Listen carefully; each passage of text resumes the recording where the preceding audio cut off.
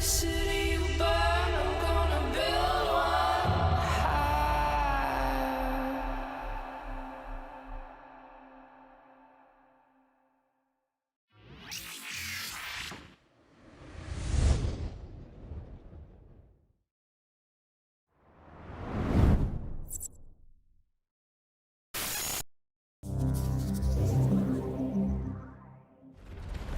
The Angel Cartel and Garista's pirates have launched insurgent offensives across multiple Empire warzone systems, taking advantage of their vulnerability after years of relentless conflict. These calculated strikes originate from the Deathless Circle-controlled system of Zarzak, where a pirate shipcaster is deploying raiding ships across the vast distances to the insurgency zones. 2 days before the primary assault, pirate forward operating bases were jumped into each militia warzone, one above Flosswan 4 and another in orbit of Renarl 5, setting the stage for the impending insurgencies. Believed to be the product of Deathless Circle technology, the FOBs apparently utilize powerful transport systems that enable them to jump into the targeted systems. Functioning as beacons for Angel Cartel and Garista ships using the Zarzak shipcaster, they enable the pirates to strike over vast distances while providing extensive logistical support. The available information strongly suggests that these pirate FOBs originate from concealed locations in Zarzak. Some speculate the FOBs may even be launched from within the expansive interior of the Fulcrum Station itself. The pirate insurgencies are rapidly spreading from the initial FOB systems of Flosswan and Renarl as more and more pirate forces arrive in the war zones. In a significant development, the pirates have directly enlisted independent Capsuleers into their ranks. The formidable firepower and extensive resources that Capsuleers can bring to their cause will allow the pirates to strike into the Empire war zones at an unprecedented scale. Large numbers of ore corporate outposts have been repeatedly attacked, and a significant number have been overrun by the pirate raiders. Multiple ore mining operations have also been ambushed, with heavy losses and ransoming reported as the relentless pirate attacks seize valuable cargo. In order to protect their assets from the increase in pirate attacks, ORE has reached out to Mordu's Legion and extended the coverage of their existing protection contracts. Mordu's Legion has deployed additional forces at locations scattered around the contested systems in an attempt to regain the initiative and repel the pirates. Capsuleer militias are organizing their defenses against the pirate threat and preparing to purge the criminal taint from their empire's space. Despite militias fighting back, the pirate enlistment of Capsuleers seems set to further widen the divide between Capsuleers and the general population of New Eden. Commentators in the Big Four empires claim that Capsuleers are losing touch with their humanity as they pursue selfish goals with total disregard for any lives lost or destruction caused. There were great celebrations at the Evermore corporate offices on URFA 5 yesterday evening, as Evermore President Alexander Dukas announced that Concord Secure Commerce Commission will be exempting Evermarks from the corporate script trading ban in the coming days. The restrictions came into effect only 2 days ago, and Concord's swift U-turn on Evermarks is a clear sign of the considerable influence Dukas is capable of bringing to bear on interstellar policymakers. This is Alton Hovery, reporting for The Scope. Greetings, fellow Empyreans. I am Ashtarothi, the voice of New Eden, and this is the Eve Universe Show! Welcome, welcome, welcome. How's it going, guys? Everything going right? Is everything right? I think we're good. Okay, so I want to say welcome to everybody who's here. I want to say hi to all you people that are watching this afterwards. I want to say be quiet to Raid Shadow Legends. I'm not worried about you right now. I want to say hello, in particular, to the YouTube employee and or AI that will eventually review this video, obviously. I just want to say that while we might be using a lot of terminology that may sound like we are discussing very controversial issues, that is not the case. Everything in the context of today's video is about a video game. Anyway, that being said, I was just thinking about that as I was like typing up my title today. I was like, oh, you know, I don't think I want people to assume that my thing is actually, no, it was on Twitter. I was doing the hashtags. I was like hashtag havoc, hashtag insurgents. That might get picked up by the wrong people. Anywho, but all that said, we are having fun with Havoc. Yesterday was amazing. I apologize I didn't go live. Look, I was having a lot of fun yesterday, okay? No, I think this happened before when Uprising first came out. Like, I was so busy doing it that I couldn't stop long enough to actually go live, nor, like, we were doing a lot of experimentation and a lot of, like, there's a lot of, I didn't feel like I wanted to throw in doing it on a live stream at the same time as everything else. So instead, I'm here to talk about everything that I learned yesterday today. We probably won't get around to doing like live fire exercises today. I will be leading fleets throughout the weekend, and then tomorrow or next week, I hope to be doing some actual streams with people who want to come fleet up with us. Although, we'll see what's going on next week, and we'll talk about that in a couple of minutes. But first, I wanted to cover this Scope News article video that we just watched. The ticker says, Pirate insurgencies launching raids from Zarzak, Shipcaster, and Warzone Fobs. Good. Angel Cartel raids taking place in Flossiswind and neighboring star systems. Correct. Garissas Pirates launch large raids from Renorel, Fob, and nearby systems. This is all pretty standard. Corporate outposts reported to be under heavy attack by pirate raiders. Garissas assault groups destroy Initiative Alliance Fortizar and Alsavoinen. Yep, people were there for that. Evermore Group hails decision to exempt Evermark from SEC anti-money laundering measures. So basically all this means is that like the corporate LP trade got turned off, and this is the fact that they're going to allow Evermarks to be traded again, even before they do any of the others. Hey, Lorelite. President Celis Agard authorizes increased federal military and security forces in Intaki system. Angel Cartel assault troops reported landing on remote mining facilities on Flossiswind 4. We see a Garissas one that's very similar to that later. Alarm in Arkarvonen as high security system comes under attack by Garissas pirates. Once again, hi Lorelite. We'll talk about you in a little bit.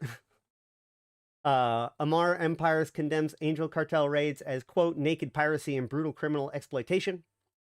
Renegade capsuleers flock to Angel Cartel and Garissas Pirates ranks in insurgency zone.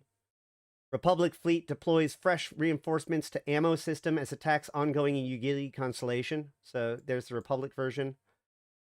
Angel Cartel raid spreads across 10 systems as Renorel capsuleers support insurgency. Paragon corporations expect SCC exemptions for Evermark to come in effect in the coming week. Federal Marines garrison in Renorel 5 reports skirmishing with Garissas landing parties. There's the Garissas version. Angel Cartel and Garissas Pirates reassert control over Zarzak Gate orbital zones following Citadel assaults. Upwell Consortium Chairman Yanni Saru Arteu condemns pirate raiders as corporate facilities raided. This is because of the Upwell mining raids. Chief Executive Panel Chairman Akimaka Saraki authorizes additional Caldari Navy forces in Onamon. So, Onamon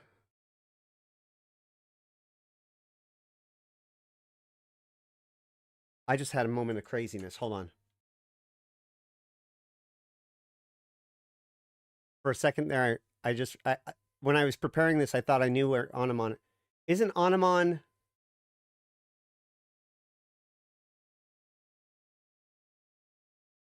Yes.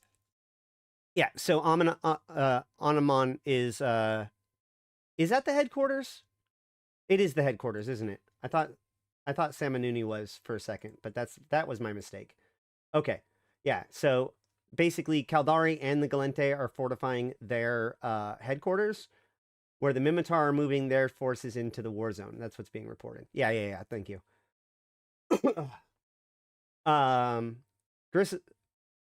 Garissas pirates hijack mining fleets and cargo convoys across Placid region as rapid raids spread into high-sec space. Republic fleet forces enhance security presence and capture transmuters in Egmar and Vard. My cat meows to me. Yantey Assembly condemns Guristas raids on colonies in Placid, but deplores federal military expansion. Yeah, Yantey is already kind of a hotbed, and the fact that they're just using it as an excuse to move in more troops is probably not going to look great. Although, technically speaking, it's close enough that I think that the insurrection could spread to Yantey in theory, but I doubt it will. Loyalist militia capsuleers fighting back against pirates and capsuleers renegade attackers. Thucker tribe ice mining operation in Usper 9 repels Angel Cartel raid with heavy pirate losses. I guess that's on the planet, because I was about to say, like, pretty much all of the mining operations that we ran into got ripped apart. Colonel Oveg Dursk of Sorrow blasts Angels and Guristas capsuleers as, quote, lower than Triglavian supporters. Hey now, some of us are both. Imperial Navy deploys reserves to Mehator HQ as Captain Marshal Serdan Serkosh, Fleet Group Damas. Mortis Legion security forces responding to pirate raiders as ore miners come under attack. And Concord Inner Circle holds briefing with DED and Edencom offices as Big Four Empire security officials. So I do find it interesting that, like, what they report is all the 3 of the 4 empires, all but the Republic, are moving forces into their headquarters. The headquarters of the Republic would be Mehator. I think this is because the actual insurrection is hitting in Mehator, or sorry, in really deep into the Mimitar Amar war zone area where, oh, this is not working. Boo.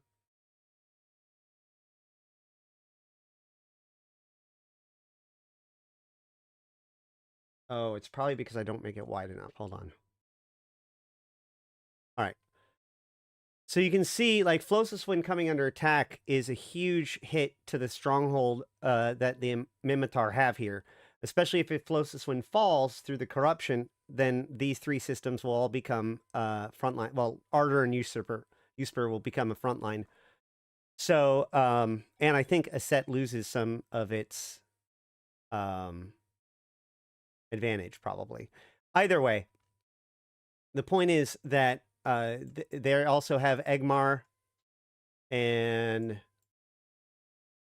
Vard is...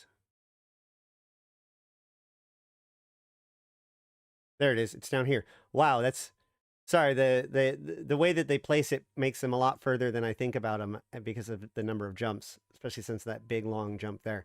Either way, the point is the Mimitar are having to secure their actual war zone territory, whereas the other 3 empires appear to be fortifying their headquarters.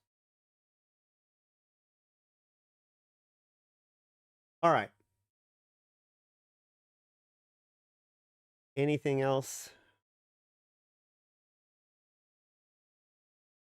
Did we get them all?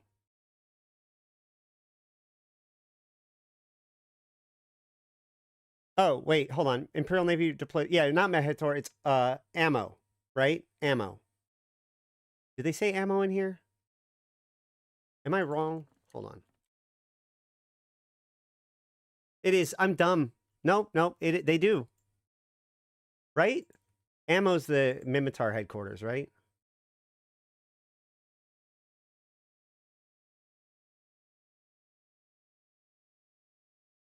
Right? I think so. Okay, so yeah, all 4 headquarters are being fortified. There we go. Okay, got it. Ignore what I just said about the differences between the 3. They're all deploying to their own headquarters, which makes sense because the headquarters are where the shipcasters are, right? So you build up your navy there, and then you can use the shipcaster project them to where you need them to be in the war zone. All right, cool. That's it for the scope video. In other news, I wanted to bring up to everyone's awareness, you know, Zarzak is now dockable, and there's a market. The market is taking a while to get supplied. I mean, not a while. It's only been a couple of days. But, you know, there is no jump freighters. Everything has to be brought in through standard, you know, sub-capital haulers into Zarzak. And so, you know, things are pretty expensive still. And there's a lot of holes missing. However, announced today, PushX is now offering hauling services into Zarzak. The price is 100 from contiguous Hyzak into Zarzak. It's 150 million ISK, 62,000 max with 5 billion collateral. Turner to Zarzak is 50 million ISK, 62 same volume, same collateral. And from Jita to Turner is 250 million ISK, and 360k M3 and 5 billion collateral. So if you want to bring it from Jita, they're willing to bring in a larger volume, but there's a larger price tag on it now. So they apparently are confident enough to be able to move your stuff with their deep space transports and blockade runners that they are taking your money to move your stuff to Zarzak. The market is filling and emptying again at a remarkable rate. It's true. My friend, some of our guys have put up ships on the market, and they're just like, they instantly are bought out. Let's see. In other news, did I look at patch notes? This is patch notes from yesterday. Is there anything that was interesting in this?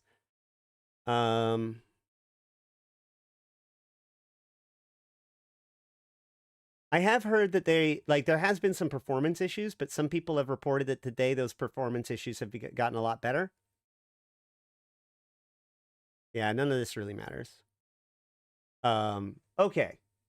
Now, before we get too hyped up about the actual insurrections, there, I said it. Look.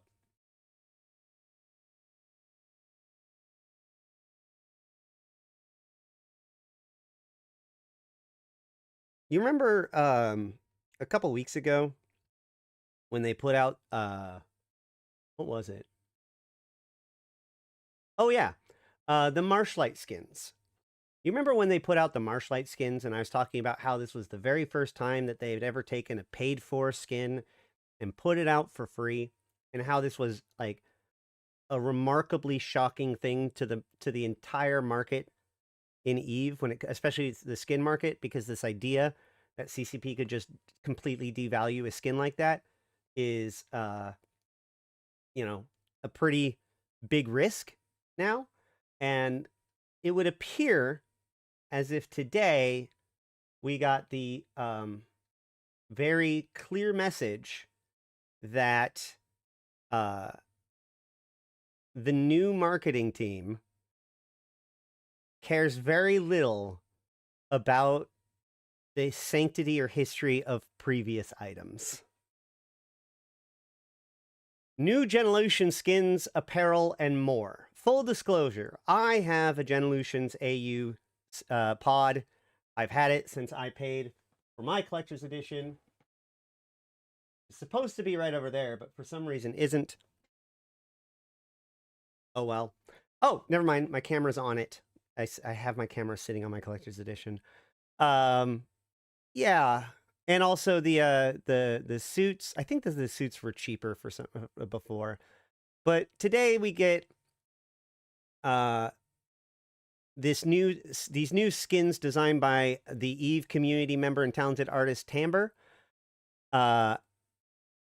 So this new skin, which I think this is the same skin that was used as part of the like partnership with World of War Tanks a couple days ago, or like a week or two ago. We can look at those skins in game if we want to afterwards, but what I really want to bring attention to is through the skins, we also have this right here, the Genelution Oral AU79 implant. This implant is, yeah, they shipped a server hotfix a few minutes ago, and I heard that was good. This implant was one of the primary rewards sold for the collector's edition. So what this means is, and I'm not necessarily bitching because I kind of like, I roll with things, but just to put things into context and why some people are mad. I paid for the collector's edition 13 years ago for $100 for, among other things, that pod. under the understanding that these were going to be extremely exclusionary or exclusive, show that you are elite, and showing that you are, most importantly, one of the biggest supporters of EVE Online at that time, the most fanatical people, because you bought the collector's edition for a game that had been out for 10 years. A collector's edition, I might note, that didn't even come with the game, right? Same with the collector's edition that's just about to come out. And so now you can get that same implant for $70. $30 less than I paid for it. So what this means is a few things. One, rip everybody who had a buy order for one of these implants on the market. You just lost all of the money. And two, if you have been coveting a golden pod, now's the time to be looking into picking one up. I am disappointed. I agree with the whole idea that it could have been a skin.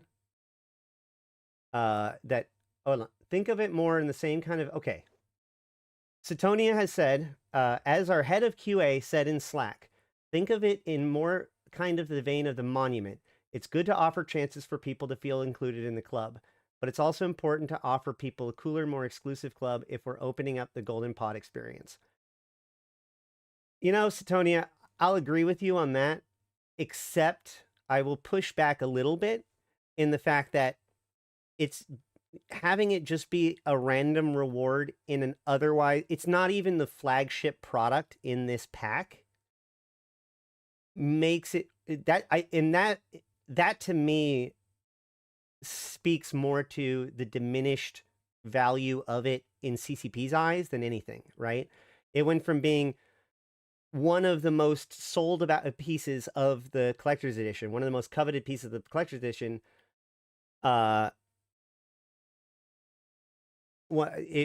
instead, it's now just part of a $70 pack. You know what I mean? Like, I think that to me is the feels bad man part of it more than anything. But yeah, would have been nice to give everyone who had a golden pod a platinum pod or whatever. Yeah, I mean, I guess the question is, like, to make this practical, there's probably people that bought the new collector's edition to get Tamber's new skin. In 10 years, is CCP just going to release that as part of some $100 pack with something, you know, with just some new skin? You know what I mean? Like, that's why it concerns me. That said, CCP's history with the mystery code is such that at this point, I am honestly gaining concern that CCP just sees the mystery code as a mistake.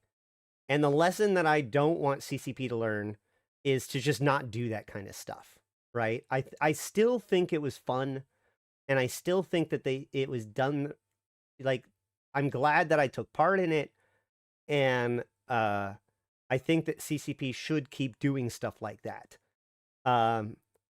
Maybe better expectation management on all levels, but like, I don't want it to be thought that, like, oh, well, we really shouldn't make something that covetedly special, because then if something happens later on, people are going to get super mad about it. I do like the idea of finally giving everybody with the mystery code the platinum pod. That'd be elite. That'd be good. But yeah, I don't know. It feels bad a little bit. That's all I'm going to say about it. And I'm being kind of polite about it because I don't want it to become just a giant rant, because then it's just like, whatever, I'm yelling ineffectively at whatever. Like, I won't lie, it is a disappointment. And more importantly, it's very chilling to me about what it might mean for the future. I remember when they came out with the monocle to celebrate, and they made it for the other eye in silver, and people still were really upset about it, because The people who paid $60 for a monocle were really happy about the fact that they were the only ones that had one. But yeah. Oh no, Alex. Didn't they reopen the ability to? Oh no. I'm sure, Alex, if you look around at the, you'll probably be able to find some copies somewhere once it starts being released. Also, they put out an update saying that they're on track for a Q2, and people were like, oh my god, I can't believe how much I have to wait. They've literally let us know the entire time. You bought it knowing how long you were going to wait. Come on now. Jesus. Anyway, all right. But, to drive this point home, yeah. So,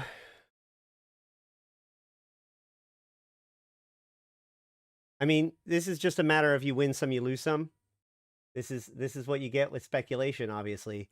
But this has to be the single biggest speculation destruction, or like, you know, loss of value I can think of. Period. I can't think of any other. There has been several times recently where CCP is like, I think with the police skin, they re-released it, and a lot of people got upset because it fell in value when it hadn't been released for several years. But it's going from 28 billion to, I think that this 9 billion is probably about right. Maybe a little bit less, but it's going to be a very, very, very long time before it's back up to 28 billion. And I think that anybody that has one of those hyper rare things that you've been holding on to that are getting more and more valuable when it comes to like skins or anything like that, it might be worth considering getting the value out of it if you've been waiting for a time to sell it. Yeah. Why does the fob have a big energy effect at the end of it? The particles that look like crosshairs and pointed directly at the planet with the FW stations? That is the end point for the shipcaster. That's the beacon that the shipcaster connects to.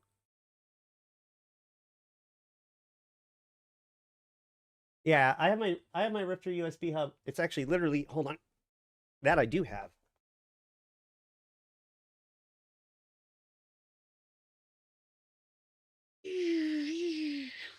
All right. Remember when Jebby used to fly his Rifter around anytime somebody subscribed or whatever? All right.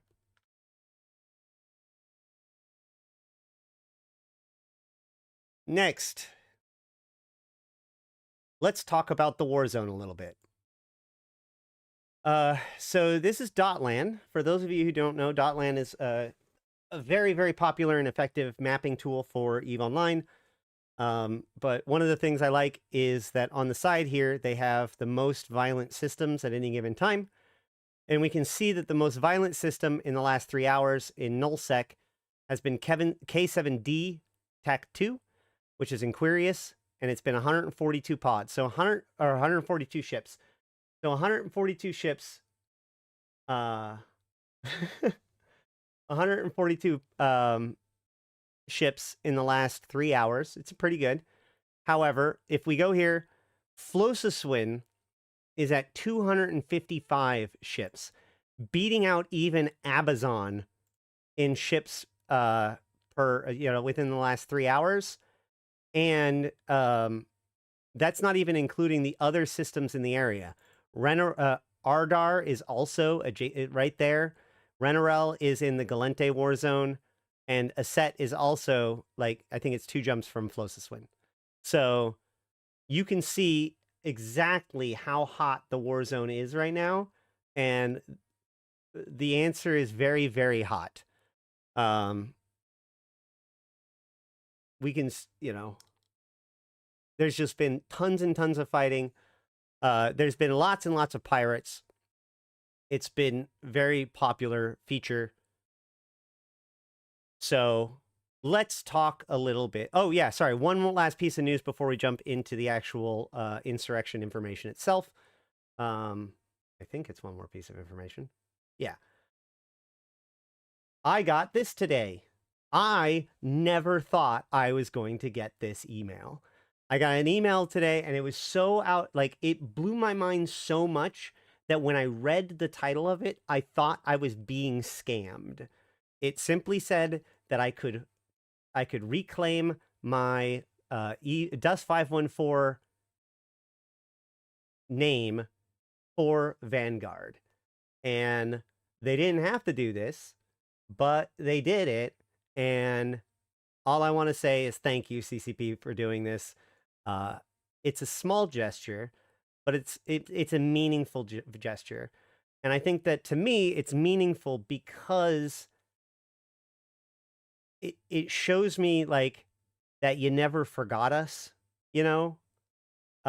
Obviously we couldn't have all of our progress changed over, but like, even while a lot of the EVE player base have poo-pooed the shooter pretty much constantly over the last 10 years, there has been this loyal core of like Dust 514 fans that have like kept the light burning alongside CCP as they have, you know, been continually committed to making this work eventually.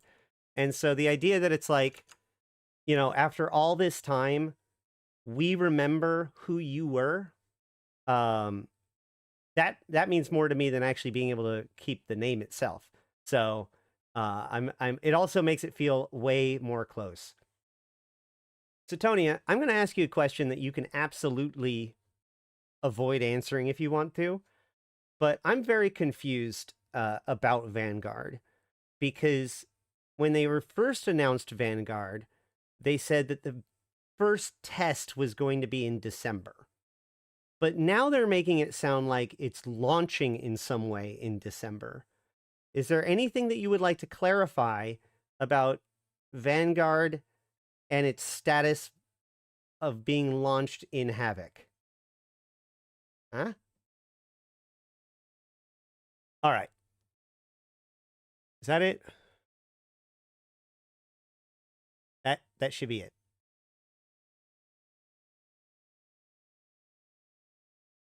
Okay, fine. Just pass along there then that is currently very, very confusing.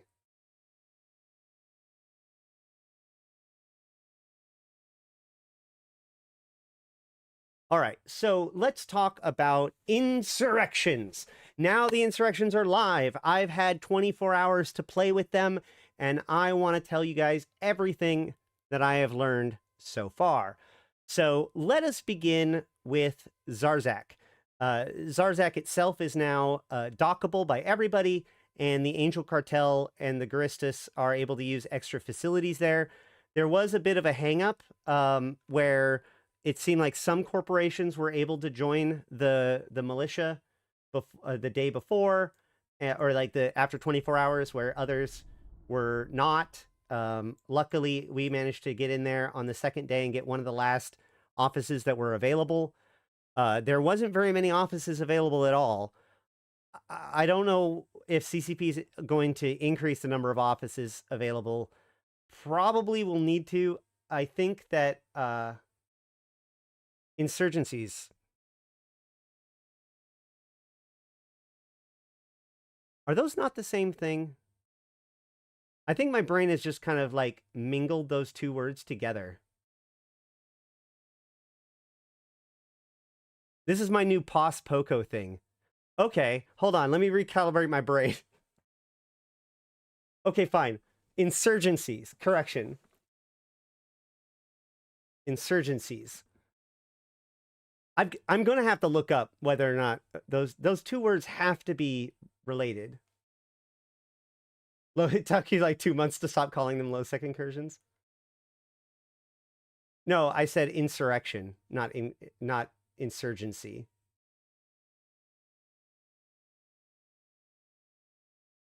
Yeah, I agree that there needs to be more things. Any rate, whatever. The insurgency. When we've been playing around with it for 24 hours. Okay, so Zarzak.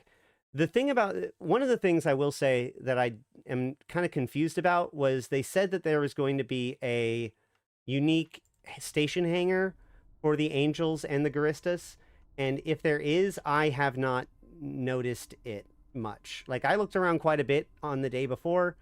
There's apparently quite a few Easter eggs in Zarzak, so we will probably look at it pretty closely. But I didn't see any noticeable difference between when we were neutral and when we were angels yet. So I don't know what's going on there. Now, the fulcrum, or sorry, the fob itself has its own environment, which is really cool. It's funny because, like, it was asked yesterday on comms. It was like, so what's the inside of the fob look like? And it's like, it looks exactly like you would expect it to from the outside. So let's look at it right now. So you can see that here's the outside of the fob. And it's got all these different ports, right? So then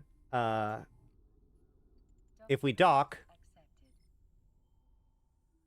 that would make very little sense, I think, Jeff. That would break people's minds.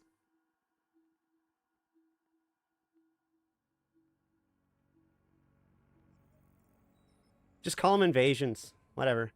So we can see, like, there are the doors, right? There's one of the doors, and there's the other door. So, like, it really does look like I am inside of the... I also couldn't see the industry bonus for pirate ships active in the Fulcrum. I saw it a little bit, but it's very small. Evasions? We need new Serpentis invasions called insurrections. Call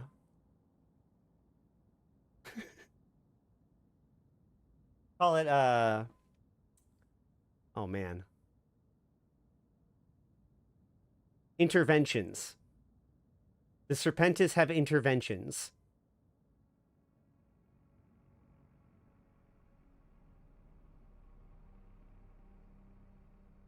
All right.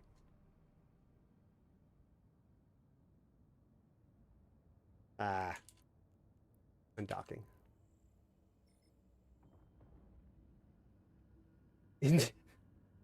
Well, the Blood Raiders have harvests, right? Intrusions?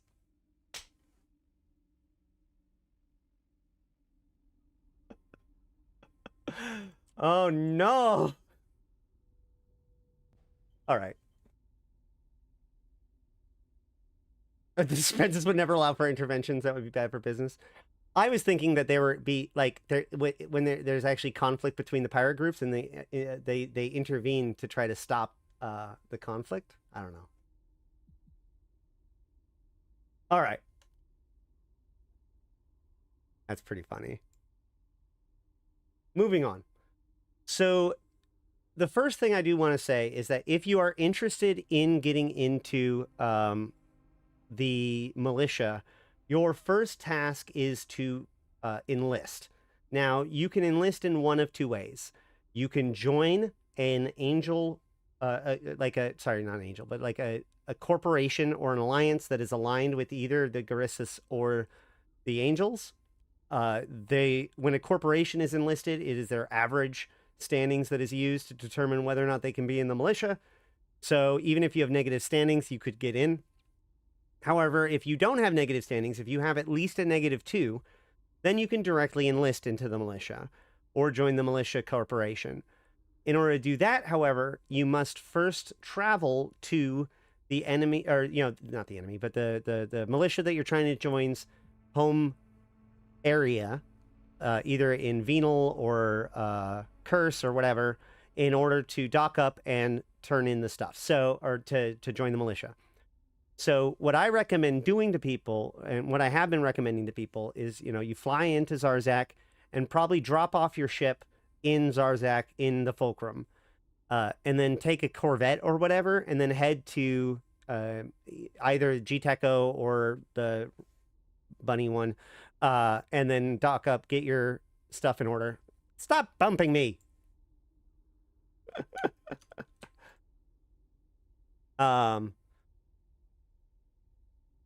Getting my blah blah blah. Hold on. Once you get enlisted, then head back to the Fulcrum. You can put your pod in the Fulcrum at that point, and then grab your ship, and then go to the shipcaster. Now, there has been some, but not many bubbles in Zarzak. They are now able to be done. However, they haven't been a significant problem yet. And some people have asked me whether or not I feel like I have overreacted. And I still believe that I have not. I think that we have not yet seen the conditions that to be right for this to become a problem. Because there's two factors. One, the pirates' forces are not yet fully operating out of Zarzak. Zarzak is being, the fulcrum is still being stocked. And so a lot of the pirates, ourselves included, invited included, are actually staging in low sec and nearby high sec rather than projecting directly out of Zarzak. And therefore, you can't really disrupt our operations in Zarzak if we're not actually using Zarzak, right? The navigation options have changed quite a bit. It's pretty cool. But also, I think that the Empire forces are just completely overwhelmed. The interest in the feature has made it so that the numbers of pirates is so overwhelming that attempts to disrupt them is ill-advised, especially since most of us use like frigates and destroyers. You're not getting something that you can bite onto. You're dealing with literally 30 to 50 frigates and destroyers, right? So when you're overwhelming people like that, then of course they're not, like, it's not like they're going to try and fail. They're just going to not do it, right? Because they're not. They're going to be like, oh well, that's a dumb idea, and not do it. And we'll talk. I think that that's a big piece of what we're seeing in the war zone as well. Which let's talk about that for a second. Let's use that to segue. So we can open up our insurrection window.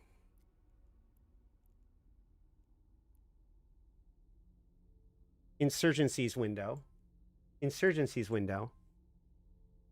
They're the same word. They're the same word. You can open up your insurgencies window and you can see both the Angels and the Garistas insurgencies here.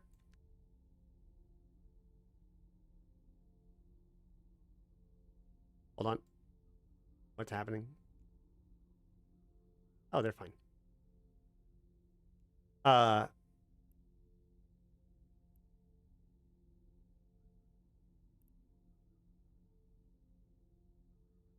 Emergencies.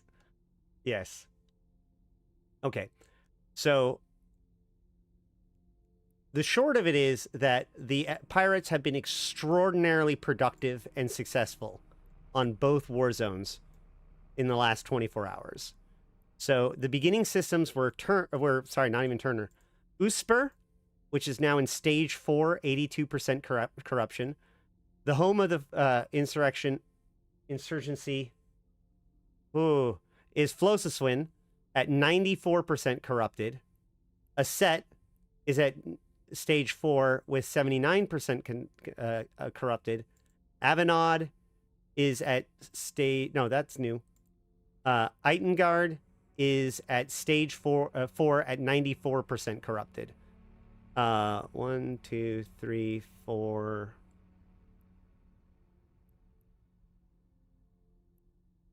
What was the fourth one? 1, 2, 3, 4.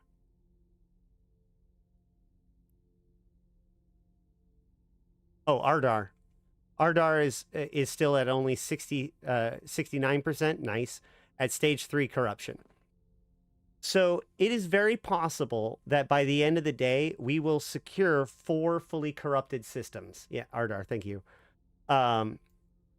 Which means, as per what we understood the situation as, we could be basically seeing the end of this insurgency by the end of the day, or certainly within the next day or two.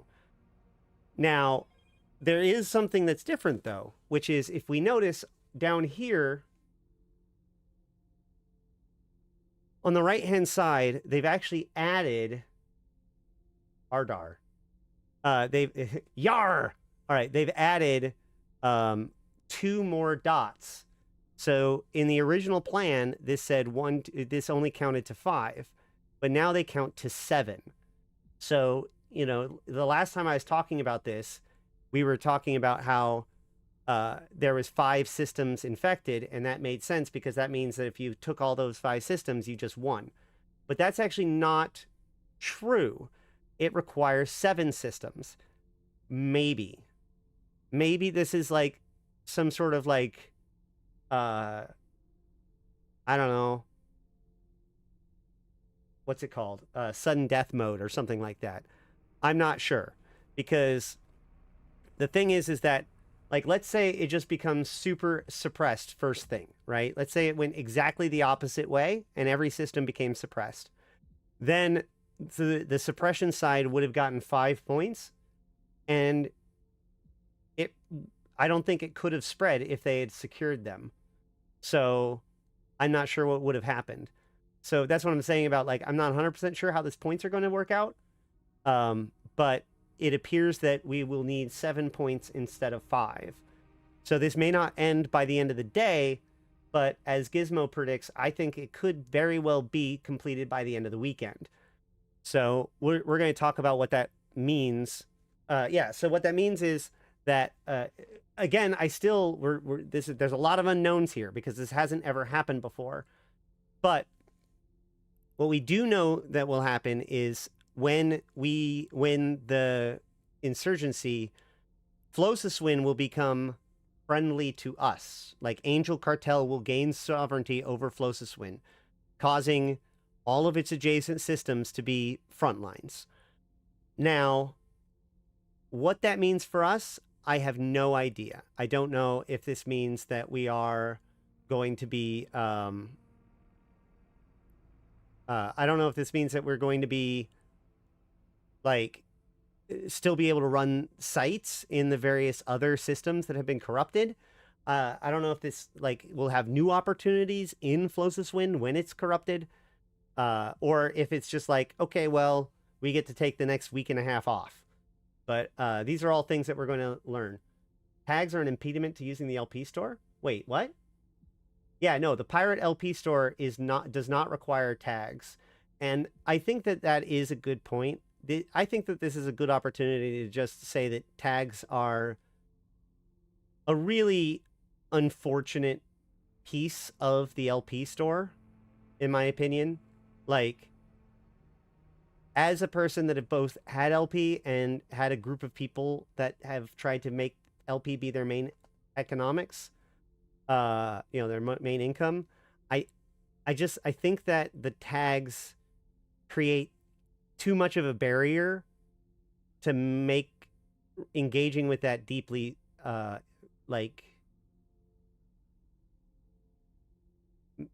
worth it to people. Like, most people just avoid any of the items that require tags because it's not worth the effort to figure it out. And I think that that's unfortunate. Well, so that's the thing. I don't actually know what happens to the other systems, right? So, Audern, for instance, if it pushes into Audern and Audern gets corrupted, I don't know what happens when Flossiswin becomes fully corrupted. I think that Audern just stays as low sec until the end of the phase, stays as fully corrupted until the end of the insurrection at the end of the 2 weeks plus 1 day. But, yeah, we're going to have to see how this all plays out. Now, what I do know is that suppression has been very weak on both war zones, right? Here we have 6.2 suppression, 6.2 suppression, 0.1 suppression, 0.4. Now, you need to get to 10% to get to stage 1. 1.9, 3.1, 0.1, 0.9, 1.8, and 0.4%. So most of these systems are like maybe 1 or 2 sites total have been completed by the various sides.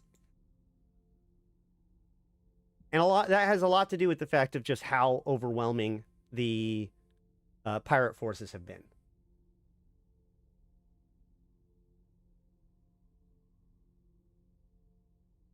Wasn't the idea of tags to loot that you have to carry back from the war zone?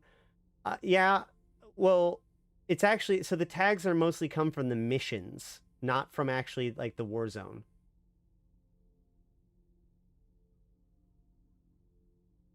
Yeah, so Lorelei was talking to me last night, and for 8 hours, they attempted to defend Arkavoinen, right?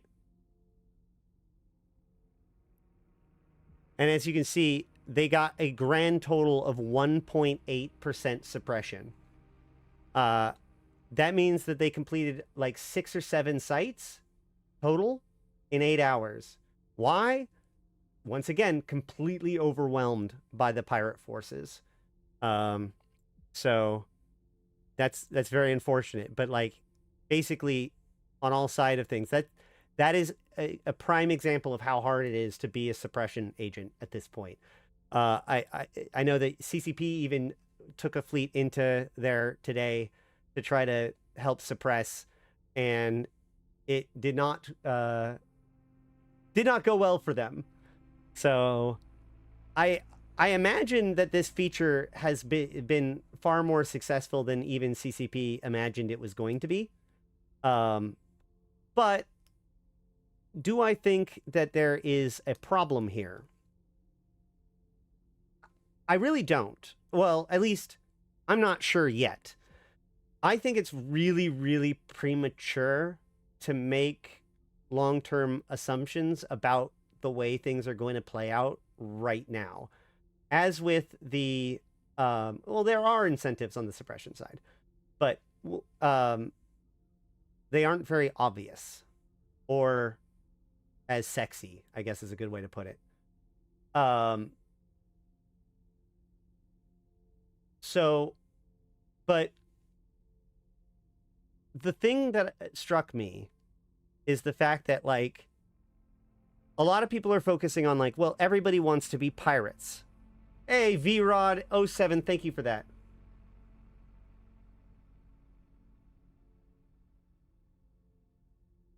Let's see what happens after the flavor of the month and the new shiny wears off. We were actually more worried that the pirates would get crushed by pre-established groups like EMUK and Sedition. Yeah. I remember you guys talking about that. So, okay. Here's the thing. It's not just a matter of the fact that more people want to do pirate stuff than militia stuff, but think about it this way. The people that are most excited with this exact feature and engaging with it the most are the most likely to want to be on the pirate side, because that is the active different role. The people that are interested in the most exciting, newest gameplay are more likely to join the pirate side than the suppressors. So the suppressors consist of people that are in the militia that have decided to do suppression, which, remember, the militias by and large on their wide scale are incredibly pragmatic groups, right? And so especially when they see this kind of overwhelming force, they're going to make the decision to affect elsewhere in the war zone. They've got plenty of things going on, right? If the pirates are just causing this place to be a disaster, then there are other places for them to be able to take advantage of, especially if either side takes their eye off the ball to deal with the suppression, right? So to me, it makes total sense that the very first iteration has gone this way. Now, I feel like there's a couple of things that are going to vastly change the calculus over the course of the next month. The first thing is not the majority, but a lot of the strength of the pirate groups are actually coming from NPC null set groups. I know that I've seen a lot of Horde and a lot of goons, and I've seen there's some significant Imperium fleets that have been roaming around over the last couple of days. Now, the thing about those nullsec blocks, they're taking advantage of what is the most valuable, the most interesting, and all that stuff right now, especially as they wind down a war. This is not likely to be Goonswarm's new biggest activity, okay? So I believe that the interest is going to die down. We will probably see a rapid burnout as the fair weather friends decide to move on to other things. I said yesterday, I made the joke, guys, it's January gym season, okay? Like it's the new year. Everybody's put in their New Year's resolution and are spending their time at the gym. I know we work out at the gym every day, so we're all committed to the gym, and we really wish these looky-loos would stop using up all of these machines. They don't even know how to use the gym correctly. Just wait a month and they'll all be gone, okay? They'll all burn out. It's fine. Things will go back to normal. But the difference is that we don't actually know what that normal looks like, right? On top of that, what we will see likely soon is two things. One, the impact of insurgency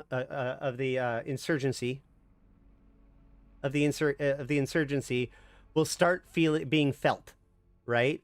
As systems fall to full corruption and become nullsec, or bubbles, bombs, or less concord, then we will likely see people that are more motivated to actually do something about it then, right? But in addition to that, on both sides, by the way, as people see the potential of it, there'll be more people that are like gnawing at the bit to do even more damage with the insurgency system. But the thing is that right away, as soon as the forecasting was done, people were immediately asking, like, can we get this one to reach to heck? There are a lot of people that are just here for like the sexiest version of it, right? So if it doesn't land in that area soon to allow it to affect heck, there's going to be people that just get annoyed about it and possibly even just give up the attempts, or just wait until that particular insurgency goes live, one that they care about, right? So there's that too. But more importantly, if this insurgency ends in the next couple of days, and that means that the content stops being able to be run, like the sites are no longer there or whatever, then what are we going to do for the next week and a half, right? Like, and so I think that there's likely going to be, the Eve zeitgeist is very fast paced. So if this insurgency ends and then we just have like a week and a half to the next one, I think that there's going to be a lot of people unhappy about that. And that could also lead to attrition in numbers as less people come back for the next time. But we'll have to see how that works. Yesterday, you told me in local chat, Angels had 661 people online. Minmill had 189 and Amar had about the same. I'm in Minmill, so when I undock, I have 750 people disrupting my plexing. I can't suppress. I agree. No, absolutely. And I think that that's... Val, we all know that CCP doesn't like the Guristas, and this is just doesn't like the Gallente, and this is just another in a long series of moves that are designed to hamstring the Gallente as much as possible. Well, I mean, this isn't even... I don't even know why you'd be surprised at this point. Well, no, the insurgency, like, we hold the system for the remainder of the 2 weeks and 1 day, I believe. And then it's released, and then another 48-hour begins for the next insurgency. So the 2 weeks is ticking.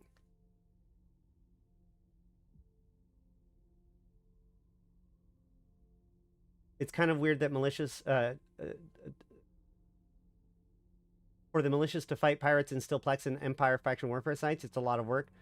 Yeah, but again, I think that... Okay, so the big thing...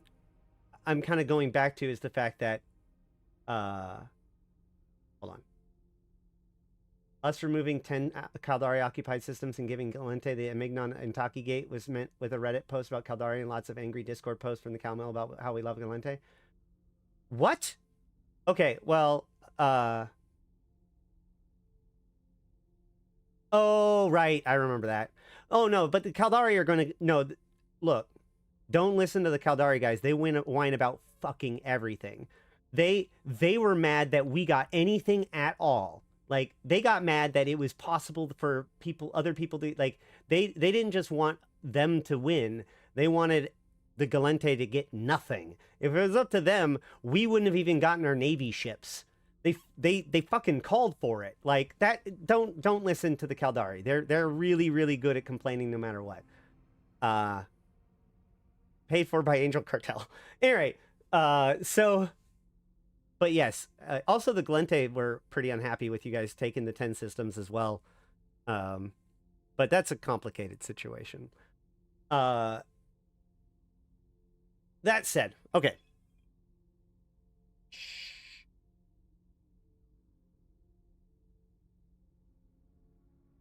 Turn Gal high second to the war zone. It is really weird that the Amar Mimitar war zone is going to spill into Gallente space.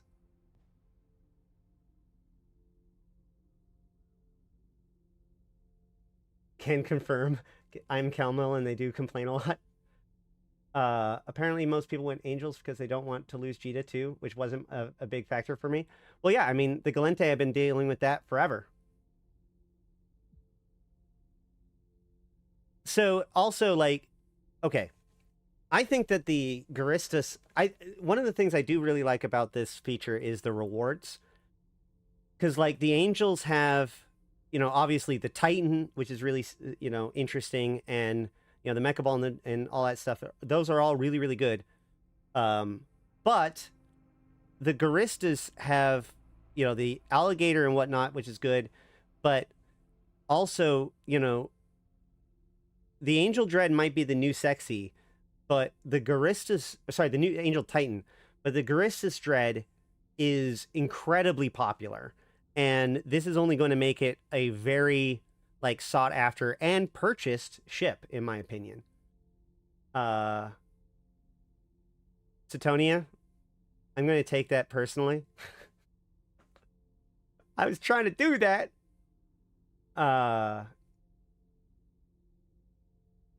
Enlisting in one of my tunes in Doral today. For total PvP news, once a pirate, say Angels. Should I just find you guys Aderon? Aderon is in the Galmill side of things. So, yeah. If you want, I think probably SpoonS would take good care of you over on the Ader side. Oh, that is an interesting thing. Now that these rats have taken or started to infect Arcavoinant and they are past stage 3, there are roaming packs, and it appears that those roaming packs honor standings. So if they run into Empire mining groups, they will attack the diamond rats and trigger response fleets and fight each other. However, it would appear that Edencom and the Garistas are currently neutral to each other, so they don't engage. They have yet to corrupt a Triglavian system, so we don't know how that interaction will work. Raise taxes in Empire space. It's time. Distribute the trade hubs with low sec, null sec wormholes. Zarzak being tax havens. I like Zarzak being a tax haven.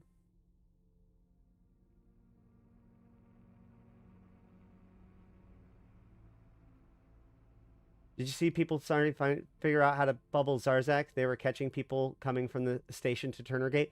Yeah, for some reason, Turner Gate has been the most popular one to catch people at. Probably because Turner is, like, a lot of people have just been zipping through there. Because Turner is in the insurgency now.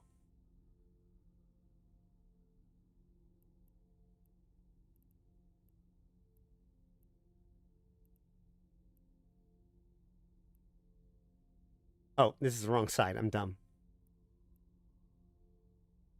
See, Turner is part of the insurgency now, whereas Al Savoynin, I don't believe is, right? Hold on. Where is the Zarzak gate? Oh. Yeah. There it is. So Al Savoynin is yet to become corrupted.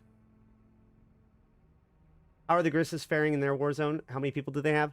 I hear that the Guristas have had a slightly harder time of it. You can see that they actually have some suppression. Mach is actually at 12.1 suppression. And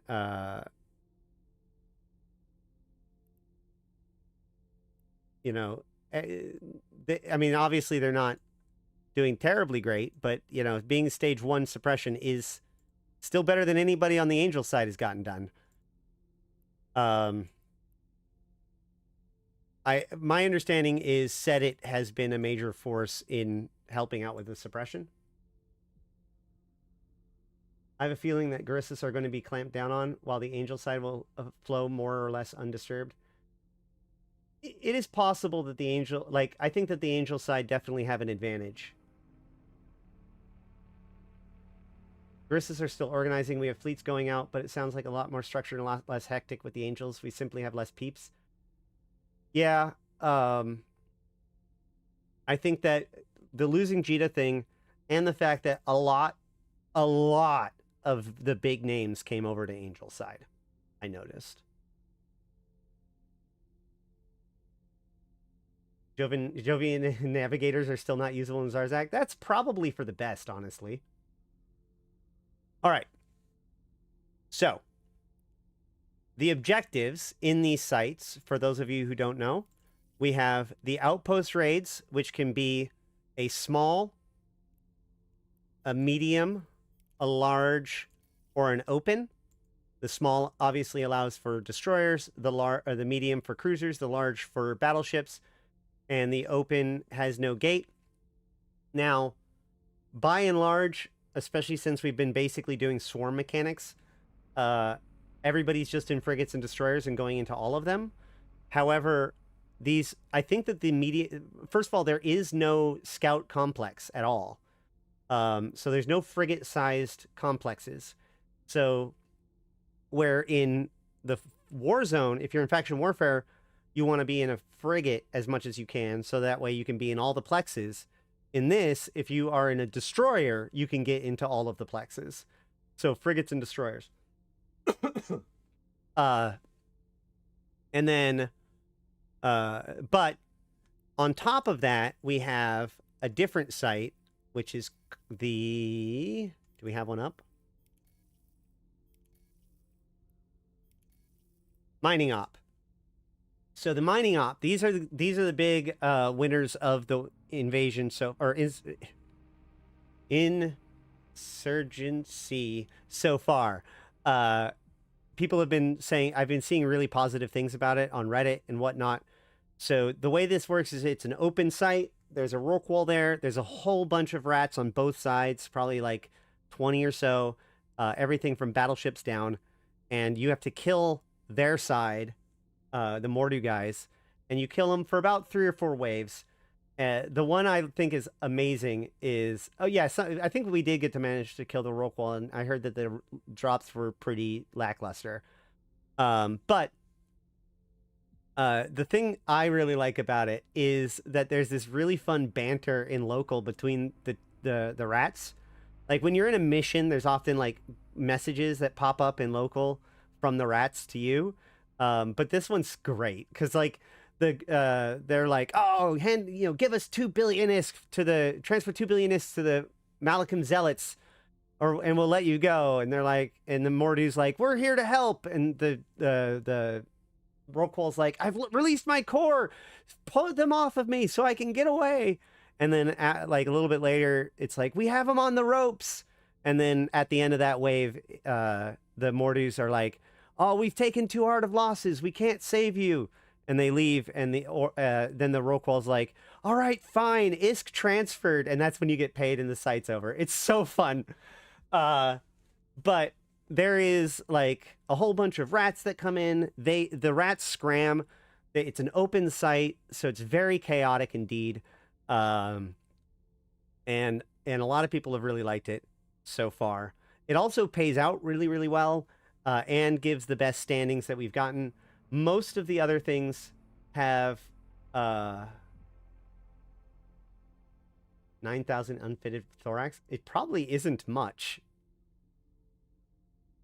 to be honest. I don't know. Well, maybe with that many, but it can't be worth it. The problem is that the LP prices are crashing pretty hard. Oh, 900. I mean, yeah. 2,100 LP per thorax. There you go. All right, so needless to say, there's quite a bit of LP coming out here. That's another piece of the thing, which is that, like, a lot of this stuff is very valuable, but the prices are already just being decimated, right? So, domination equipment, in particular, the various BPCs, the implants, the Halo, and, you know, all 4 of the implants and whatnot are tons of, you know, like, they're worth a lot of money, but the price is already collapsing. From what I heard, the estimate is it's currently at about 4,000 ISK per LP, which is still fantastic, but is significantly lower than what it was prior to this. And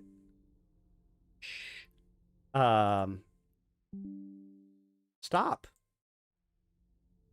But it is also kind of hard to track these things because Fuzzworks hasn't been fully updated, as far as I know.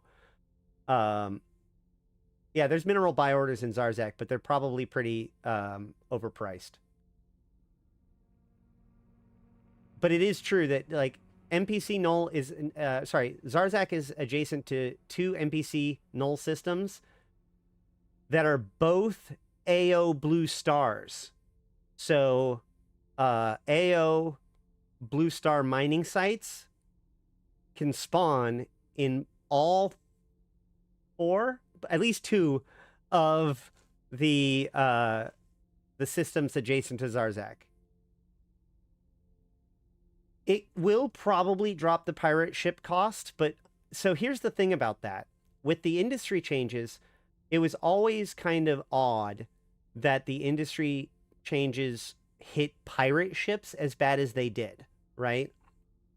I always kind of spoke to the fact that it's like, well, the big loser, you know, like, obviously capitals became more expensive, battleships became more expensive, but the strangely big loser was pirate ships, right? And this is the thing that a lot of people point to when it comes to inflation. It's like, oh, you know, I used to be able to buy a Macarial for 400 million or whatever it is, and now it's $1 billion, right? Like, that is, but in particular, those pirate ships became so much more costly because of the things that were added to their blueprints. So a lot of the, and that actually made it so that the LP, the blueprints themselves was worth less. So there's a little, an insurgency has started in the system. I think it's a little bit past that. Yeah. When Macarials were 1.4 billion and a 30-day time code was 340 million. Yeah, you know, that's fair. So the Quzxpon build cost, I think we people were saying less than 500 million. But so when a different thing becomes the bottleneck, right? If the more severe a bottleneck, the more the value of the other pieces drop, right? So, in other words, when that change happened, then the difficulty in building pirate ships became less about acquiring the BPC and more about acquiring the trigger units.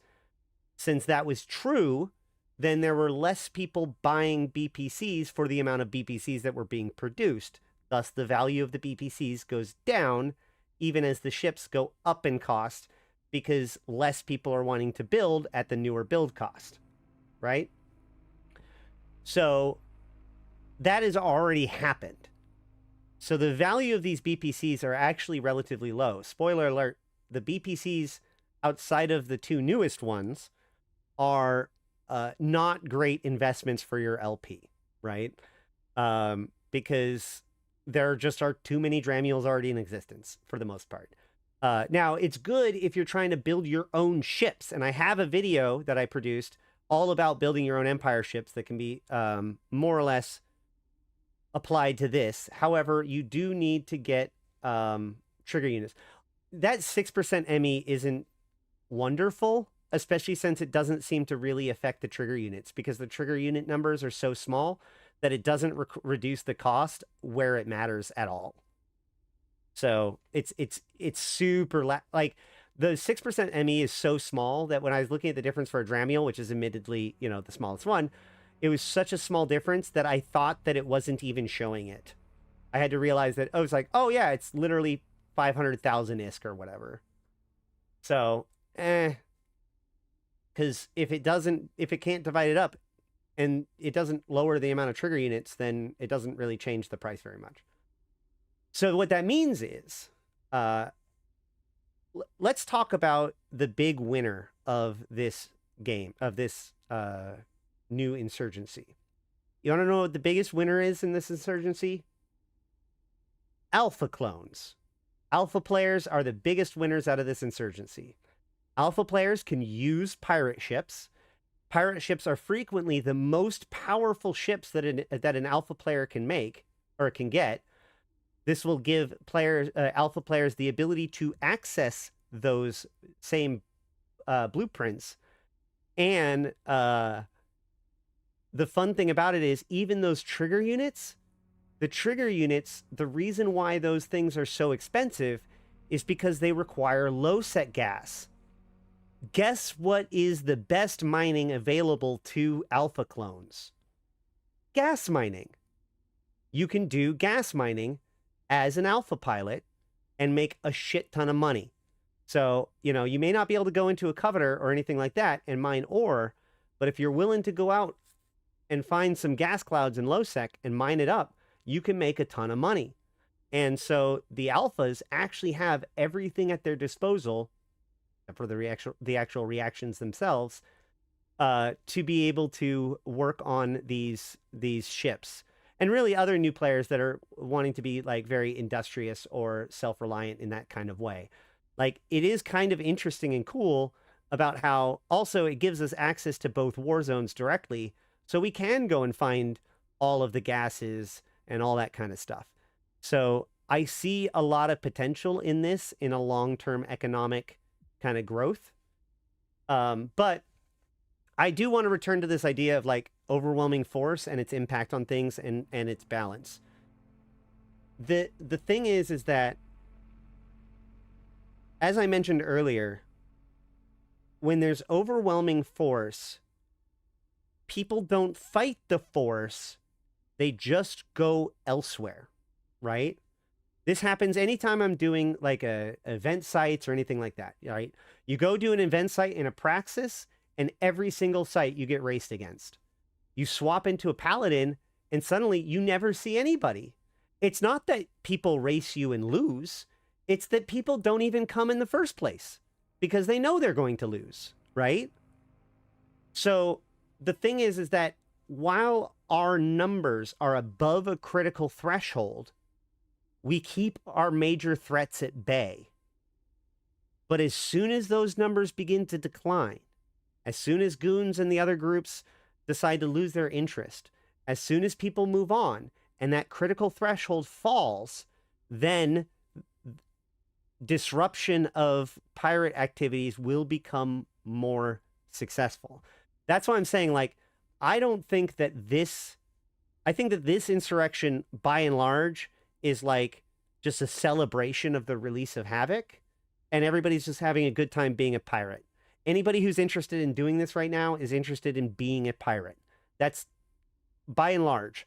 The people that are doing it from the suppression side right now are mostly doing it because they feel like they're being sucked into it.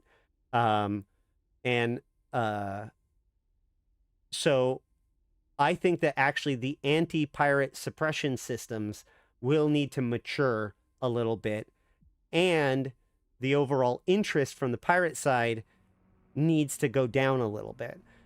I think that that's already going to happen just as the LP diminishes. People are going to move on. People are going to realize that they're never going to get an Azrael, etc. But, yeah, that's what I think. Now, Satonia, I don't think you corrected me earlier. Do you want to tell me whether or not, are we going to need 7 systems to complete an insurgency now instead of 5? Or are these last 2 like a sudden death round?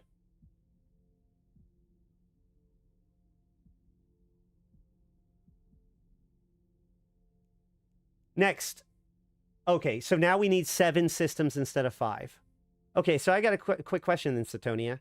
What if the 5 systems first spawn, and then they fully suppress all 5? Nobody corrupts anything. Just all 5 are suppressed instantly. What happens then? It can't spread anywhere. That's what I want to know. All right, while we're getting that answer, let's talk about preparing yourself for joining the war zone. Then the fob is vulnerable. But so they don't need to get to 7? If they get all 5, then the fob goes vulnerable? Or every system. Got it. Cool. Got it. A huge number of people are shooting for the Titan. Their impending burnout is palpable. It's so true. It's so true. All right. Man, we are going to watch this system go into stage 3 or stage 5. You know that, right? Like during this stream, more likely than not. All right. Do you think directing of new players towards pirate-centric style proliferation in pirate ships will lead to new players being less risk-averse, more PvP-minded than prior years? Yeah, in the same way that faction warfare did. If only because, like, if you offer it to people as a viable option, then a certain percentage of those people will take it. And one of the things that I have learned is that, you know, there's this idea of the person that just is in HiSec and is in HiSec forever. And there are definitely those people that have been running missions for like the last 20 years or whatever. But by and large, I have seen players kind of grow over time as they gain confidence in themselves. And so, why can't it spread? If you fully secure all 5 systems, a fully suppressed system can't be corrupted anymore. So if you fully suppress all 5 systems, there's no more spread. You can't fully corrupt a system that's fully suppressed, or you can't get it to stage 3. So I think that the more people are able to tell their friends or tell people like, hey, come on, man, it's a lot of fun. Here's a Tristan, go kick ass. Like, that gets people. We've had tons of people. I had a lot of people yesterday where this was like their first time doing real PvP or anything like that. And it's just like, here's your frigate. Like, let's just go. Apparently because I'm trying to suppress HiSec, I'm one of those HiSec forever weaklings. LOL. No, I wouldn't say that, Lorelei. Like I said, I think that what I'm talking about when I say that is the people that like never ever engage with the PvP or like engage with as little much as the PvP as possible. Can I dock there now? Dock where? The fob? Yes. Fulcrum? Yes. Where else?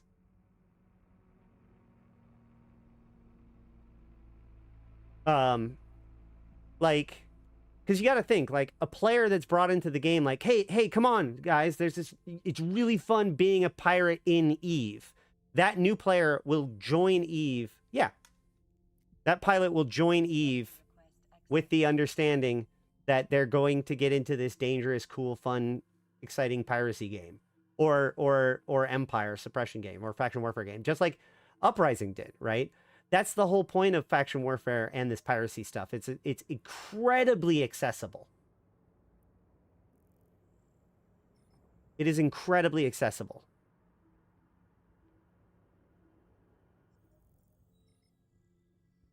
So let's talk a little bit about what is about to happen here then. When this system becomes fully corrupted in 2.2%, then bubbles and bombs will be permissible in this system, in a low-sec system for the first time in EVE history. All right? If the Guristas systems that are high-sec become corrupted, then Concord will no longer, like, things that used to cause criminal flags will cause suspect flags, other than basically anything. The flagging system will be the same as low sec, where engagement to another player is a suspect flag, potting is a criminal flag. So what that means is that, like, for instance, structures inside of those systems are potentially vulnerable to attack. However, one of the misconceptions that I want to clear up right now is that this is not a way to sneak your capitals into high sec. It is still high sec. It's just high sec with less suppressed Concord. So there's still no Sinos. You're not bringing in your dreads. No, it's just a couple of weeks where that system is now low sec. So, you know, that's what I mean by, I think that as things happen, people are excited, at least in part right now, because of misconceived notions. Oh my God, hold on. I gotta show you guys this.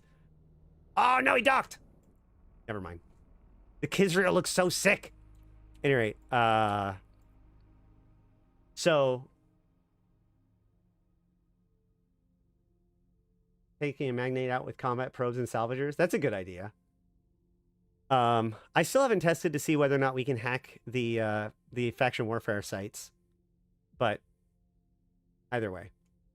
Bye-bye, roaming pack.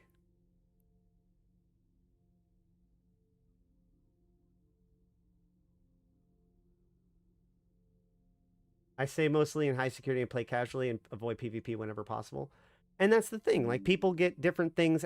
People are getting different things out of their EVE Online, right? Like, there's plenty of times where I don't want to play EVE Online to be like super, like, I don't want to do something super exciting right now. I just want to, like, relax a little bit. Look at this. Look at this thing. Look at that. Look at it. Look at it breathe. It has like a heartbeat, or it breathes.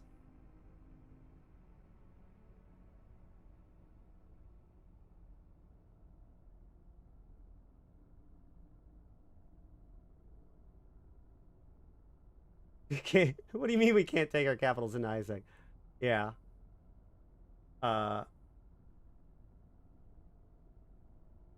Wait. The operation centers. The operation centers, the hacking points. I know we can't capture sites, and that makes sense.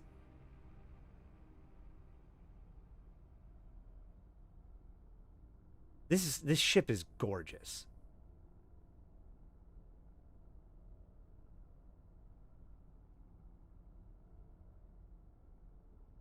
Sorry, all right. God, that ship's gorgeous. The loot from those are only for faction warfare advanced structures, so it doesn't make sense for Angels Grease to do it. I mean, I was going to do it and then sell it to them for cash, because we're smugglers, and, you know, fomenting the war is part of it too, I would say.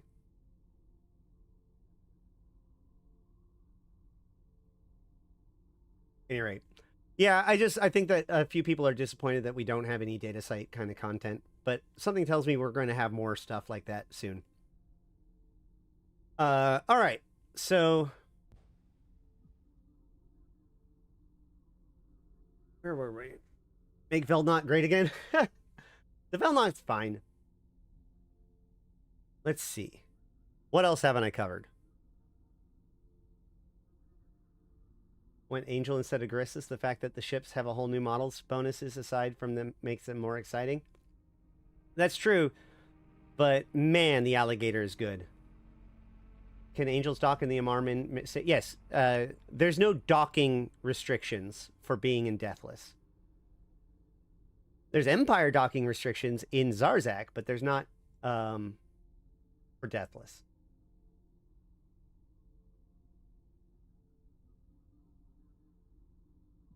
All right.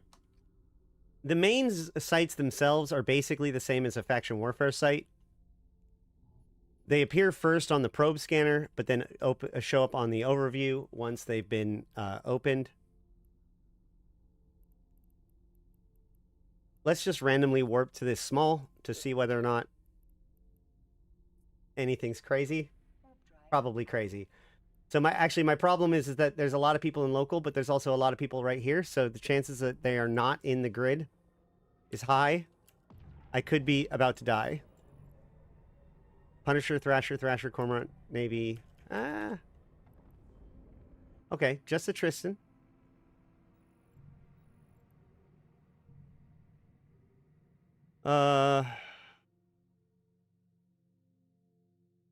Did they go in? All right, whatever. I'm going in. Warp drive active.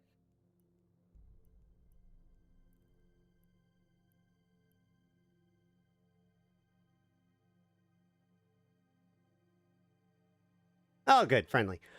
So this is the inside of the site. One thing to note: you cannot warp to the gate on the outside at 100 and activate the gate. That got me killed earlier today or yesterday. You have to warp at 70 or closer in order to activate the gate on contact. Inside, there is a 15-minute timer. Somebody suggested that the large might be 20 minutes. I don't know 100%. And then afterwards, it's everybody that's inside is rewarded. Since this is a -1, we will split the pool ourselves. If this was a -5, then we would split 5 times the pool. 1, 2, 3, 4, 5, 6, 7 ways. So it'd be way more. But as it stands, this LP is worth a lot, so it'll still be worth quite a bit in 3 minutes. Any pirate faction warfare pilots should be able to hack the normal faction warfare sites and retrieve something else from the structure. That would be hard for them to do. Okay, here we go. Shit. Warp drive active.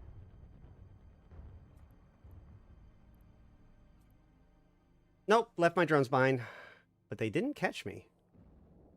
I tried to pull in my drones. That box that appears makes me lose my drones more often than it saves them.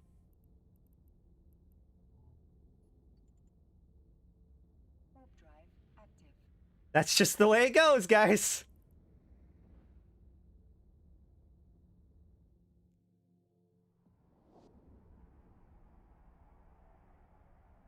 Only hard in active system. Wait. What's hard?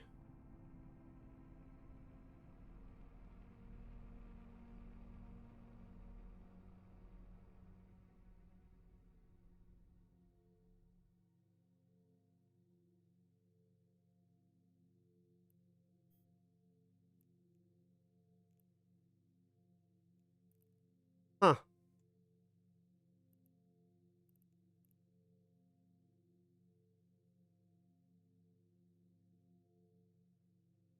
Are you radioactive? What? You said it'd be hard to hack. No, what I'm saying is that it would be hard to make it so that the Plex structure, like the cans, give something different depending on who hacks it. I don't think that that's a possibility. What are they doing?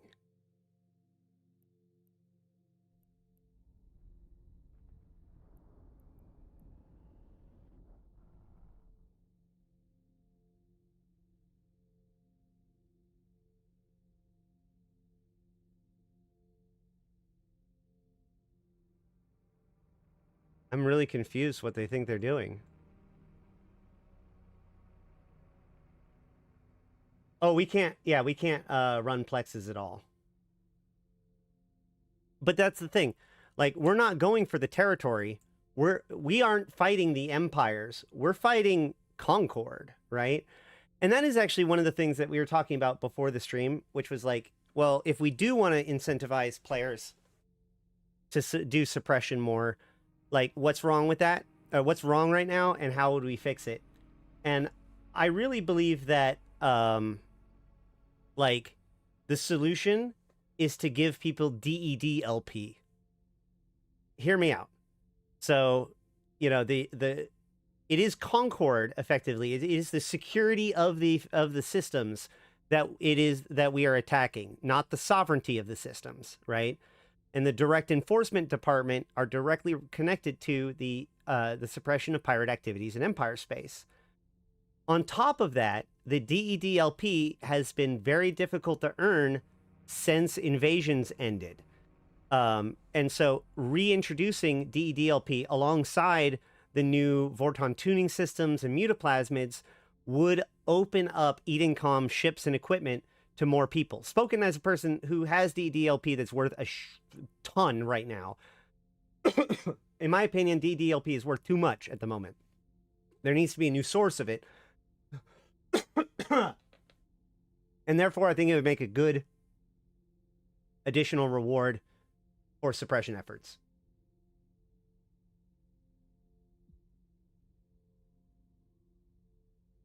Suppression 5 prevents corruption beyond 4, but only 3 to spread, and where it spreads, it will be a fresh start. Is that true? I thought, can a system that is corrupted, suppressed 5 actually corrupt up to 3 after it's been suppressed?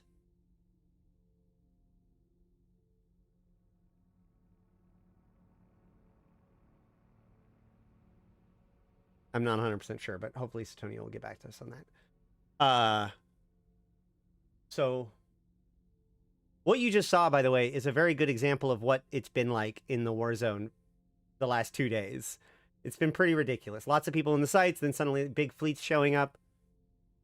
Wackiness and wildness.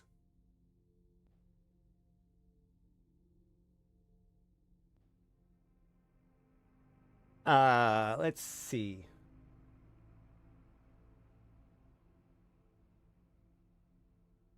I just taken to wood chippering the Garissus roaming NPCs. What kind of, how good are the rewards for those, and how common are the rare spawns that give you the rewards, Laurelite?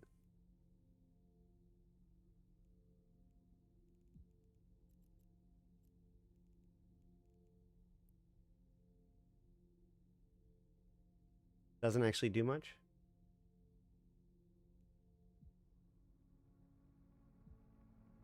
Well, you get the doodad from them, and then you turn into your headquarters and get a reward box, right?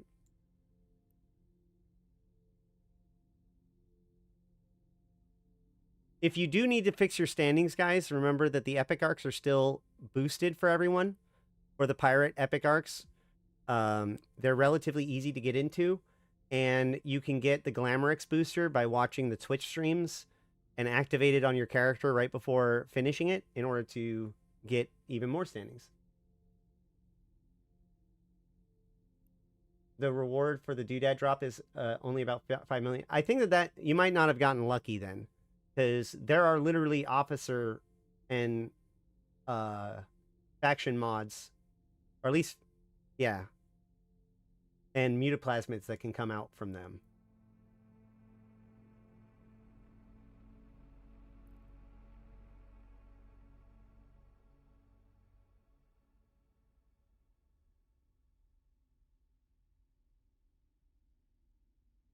All right. 97.8.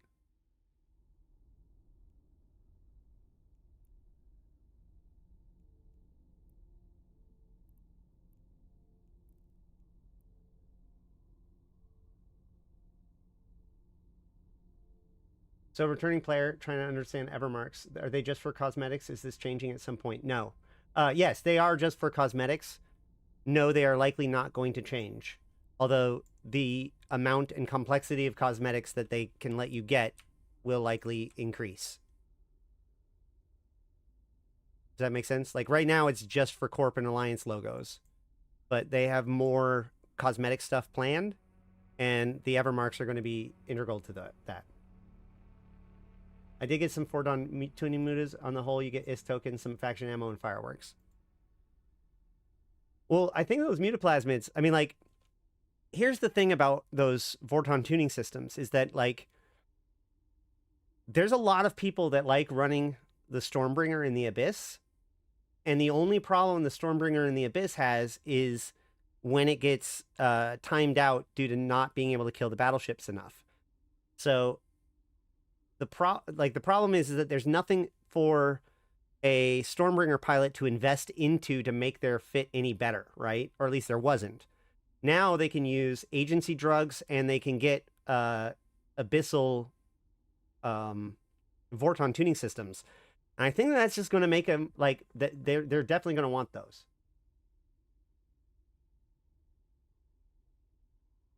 That makes sense. So I wouldn't put any effort into that if they are worth it. So explicitly, Evermarks are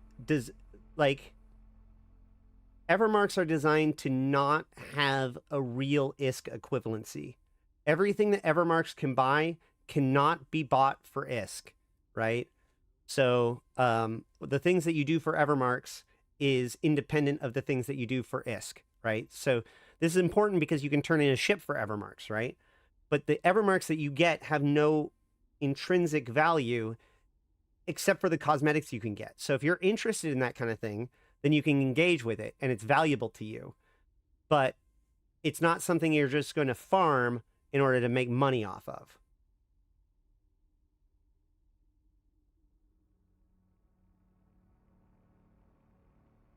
Yeah, faction officer Vorton tuning systems are going to be are really cool too.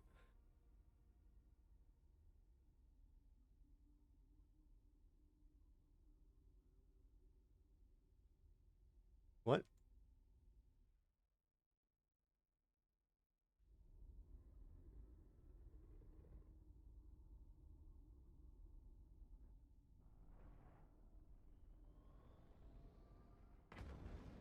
Oh boy.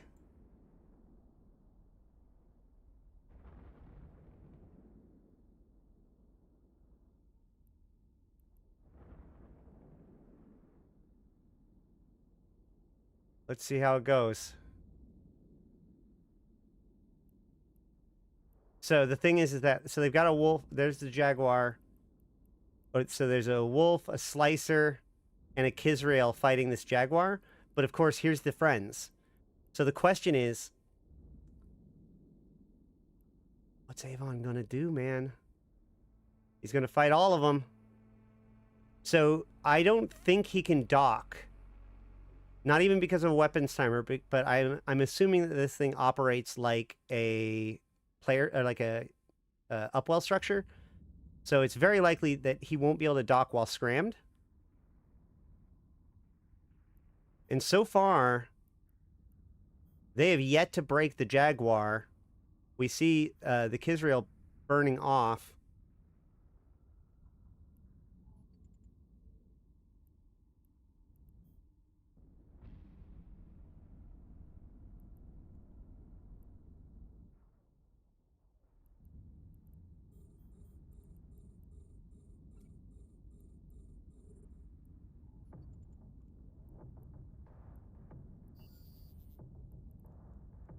Yeah, I'm probably going to die too now, but I'm trying.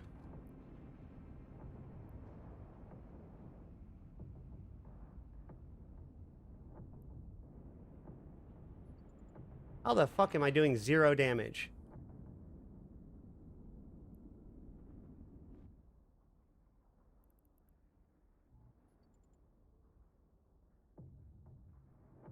Warp drive active.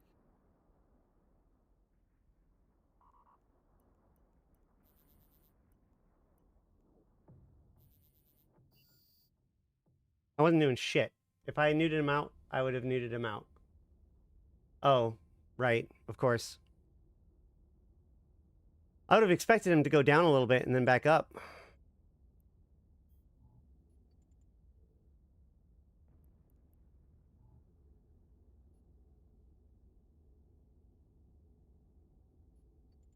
Warping to Stargate. Warp drive active. Can I fly to that location without a scanner? Yeah. You might get shot, though.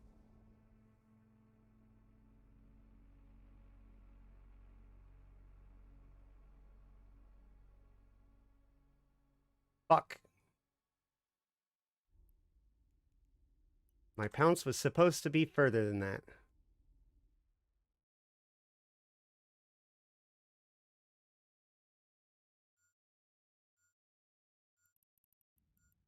Yeah. They got him. Rip.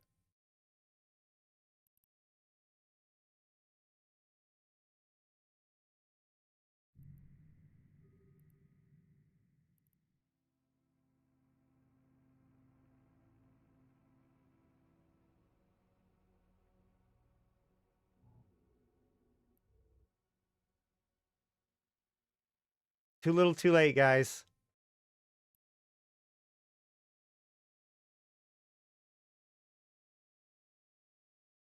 Yeah, there they go. They're just going to warp off. They got their kill.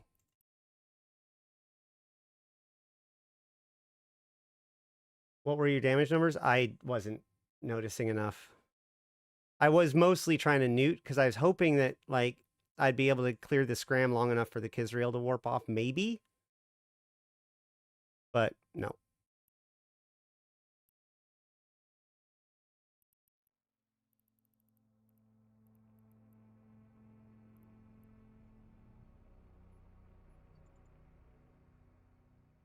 In militia comms? Active. That's fine. I should probably take off and go join the war zone now, actually, as a matter of fact. Is there anything else I should cover before I do? Next week, I definitely will be running a fleets while on comms. That'll be a fun time.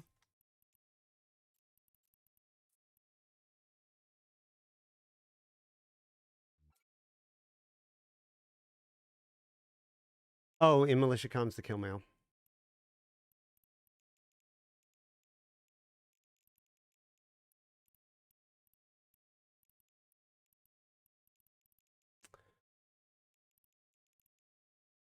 There you go. It took 37,000 damage before going down.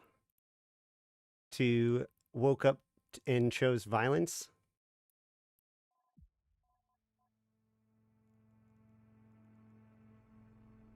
XASB. That looks fun.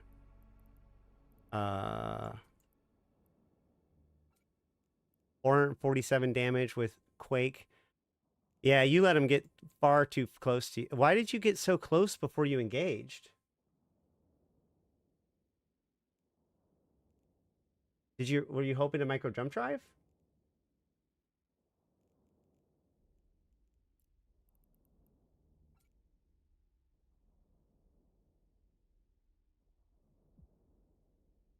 Boredom. Okay, well, fair enough. I would have engaged him from farther away. Anywho. That's a tight fit. Large cap battery and XL ASB. Hey, what's up? Ouch. Hookbill deeps are low with rockets. What?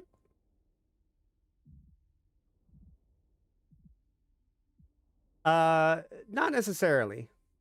The thing is that when you have he has an overprop, or he's got an oversized tank and an oversized battery. So yes, it is very fitting heavy, but it's because he's trying to wedge a lot of things, very particular things on this thing. Yeah, and the Quzxpon also has some fitting issues. So I've seen actually a lot of the Quzxpon fits that I've seen recently have taken a lot of fitting mods.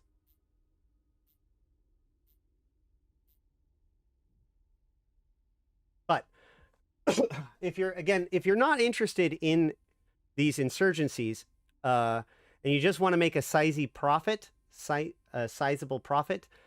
Let's go actually look at something else. Give me a second. I'm going to log out.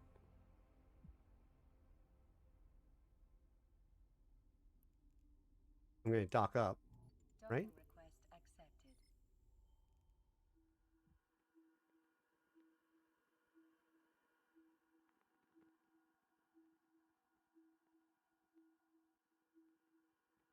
Rockets are pretty good on Hawks. And the thing about hookbills is that they can keep you outside of blaster range with their double web and then just punch into you at scram kite range.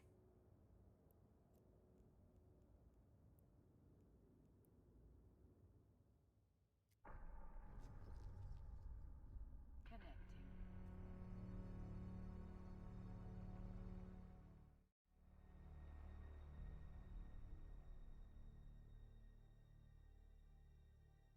I lasted 10 seconds. Well, valiant effort. I managed to pull off. I have no idea why they didn't scram me. So allow me to introduce you to the Neuralink conduits and their price history.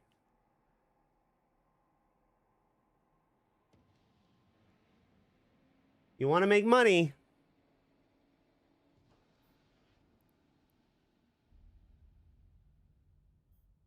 Go mine some gas. Look at those. UC trigger links are Amar? So not relevant to either of the factions that are present. So those have not gone up.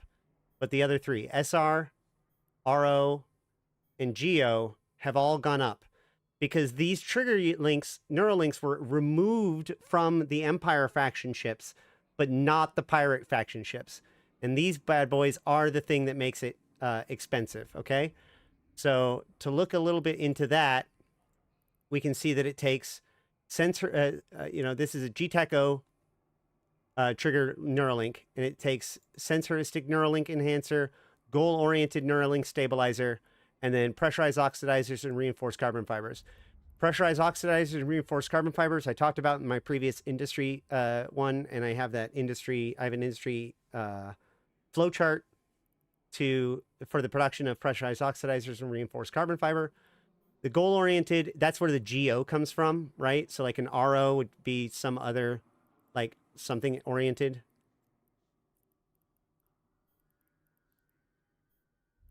Reaction-oriented Neuralink stabilizer. So each empire has their own kind of type of orienting thing, and Neuralink enhancer. So if we look at these things, we can see that this is what requires the gases. So these molecular condensers come from hacking sites, but they've also been added to the LP stores. So while those are fairly valuable, they haven't actually gone up that much, or they've been pushed down rather. Hold on.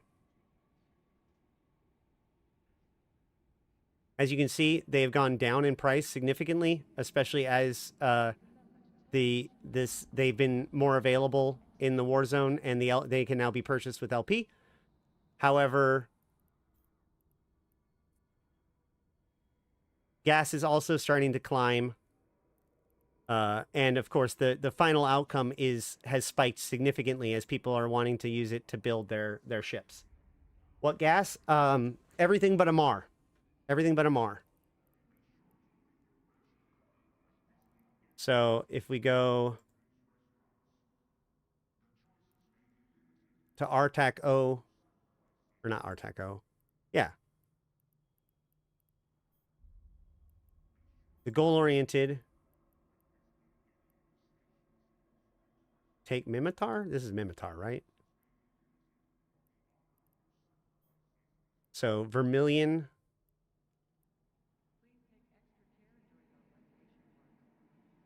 Has not gone up yet. So if you can do reactions, now's a pretty good time to be getting into reactions. But trigger units are like when people talk about why pirate ships are so expensive, it is these trigger units that makes that happen. Let's look at the Quzxpon, for example. We view it in industry. We can see that it takes normal minerals, and all it takes on top of that is the Nolen conduits and the more life support backup units and the auto integrity preservation seals. And those are just from the reinforced carbon fibers and some PI. Also talked about in that industry window. So like the only thing of actual like that explodes the value here is these trigger links. Let's look at this. The mineral cost of the Quzxpon is 83 million. The auto integrity preservation seals is 9 million. The life support backup units is 7 million. Okay? The 8 trigger units are 125 million and 221 million. That is what I mean by the 6% efficiency isn't doing dick to its value, because 6% of 8 is not a round number. It doesn't get reduced at all. The Quzxpon costs just as much to produce, effectively just as much to produce in Zarzak as it does to produce it anywhere else. Gallente is used in both Guri and Angel ships, so that's probably the best money.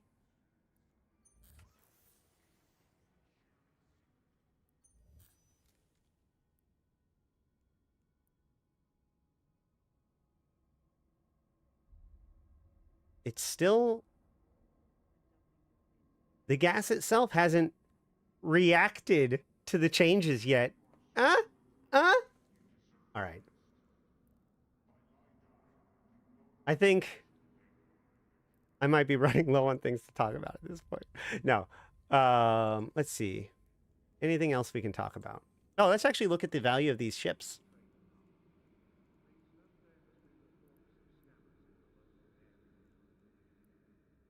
The Mecha Ball has gone down to 230 million.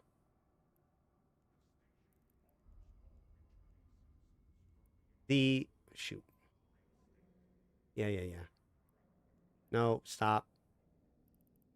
Gah.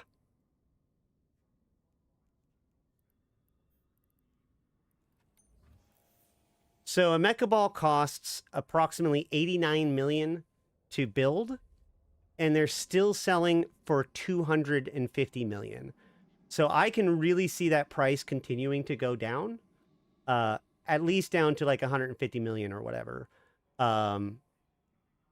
You know, this is currently a premium item. There aren't that many of them, and the people that are getting the LP are often using them themselves. So, yeah. The price has gone down, but I think it's still going to go down further. Yes, people that sold it at multiple billions are very happy with their sale. Meanwhile, we have the Israel, which is currently going for 1 billion ISK. And we saw that they're worth... Can I just do that? No? Okay. It costs about 437 million to build. So I would see a Quzxpon stabilizing at about 550, 600. Well, yes. So that's the other thing. These estimates are not including the price spike in those trigger units, right? So if all the trigger units double in price, and the trigger units are the biggest portion of the value of these ships, what happens to the build costs of the ships, right? So, like, gas was already highly valuable, and this is only going to make it more useful to get the gas, get those reactions, and get those trigger units. Let's go with alligator. I don't think I spelled that right. There's 2 L's, right? I don't know how to spell things. Hold on.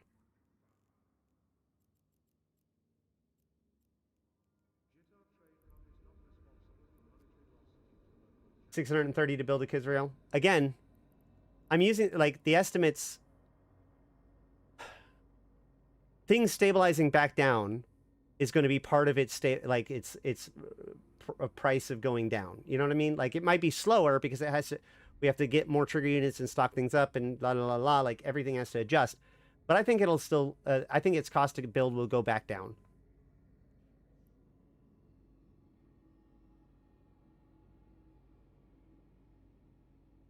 That 80 million in gas components alone to build is like 90% of its cost, though. That's still an insane amount of ISK per LP. Either way, we'll have to see.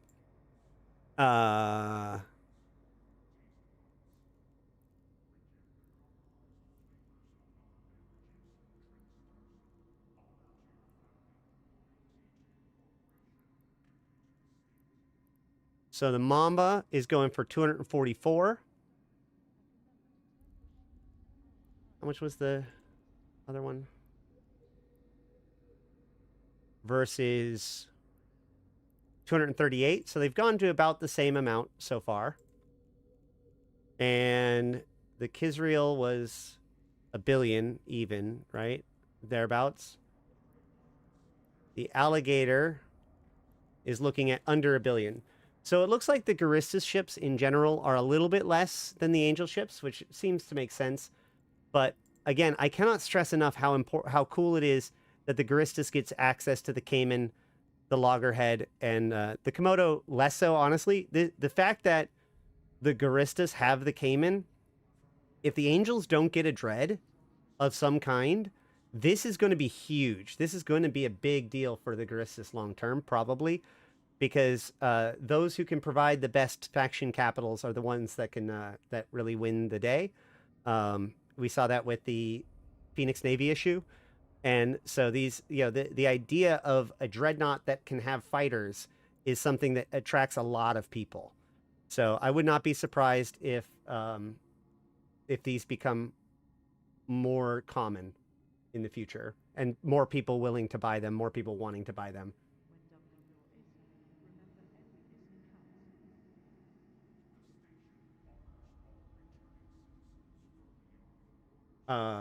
Trigger units hover around 20 millions per.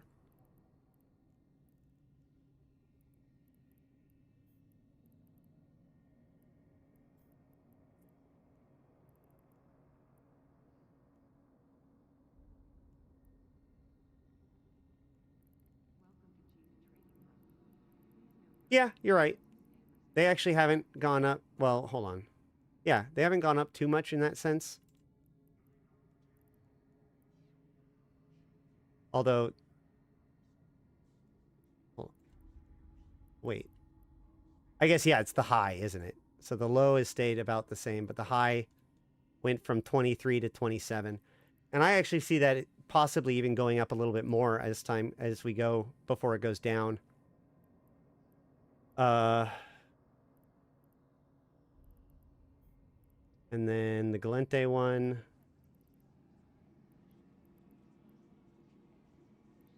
Yeah, this one went from 20 million to 30 to 47 million. So that's a big chunk of it.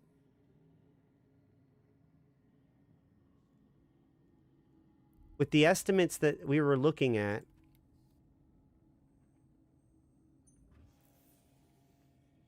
they were assuming that a trigger unit is...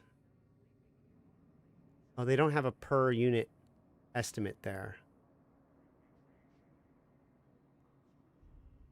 But these are about right for a 20 million ISK doodad. As an avid gas miner, I can't stop winning. It's amazing. Worms use one of each. Yeah. Oh. Ha. Ha ha ha. This is why they hired you, Satonia. You're a smart cookie.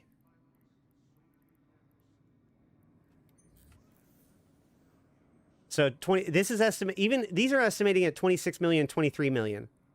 And it's still saying that the build cost is going to be under 500 million. So I do not see the build cost being above that. for very long.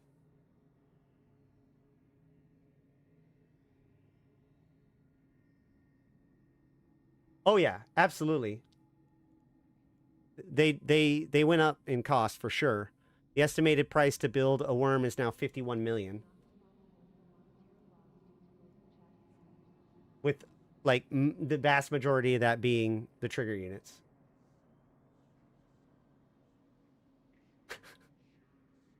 Yar! Yo ho fiddly dee. Okay. Yeah.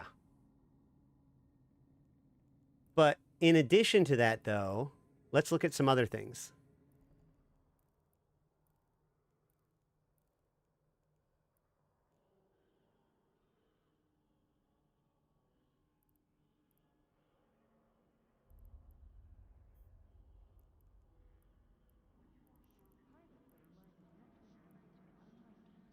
Domination. What about batteries? Is there...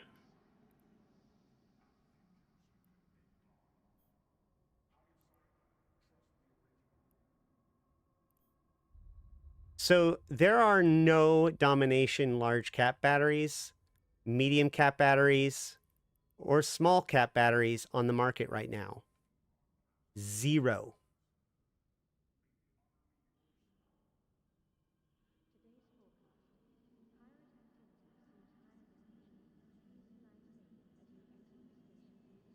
Wait.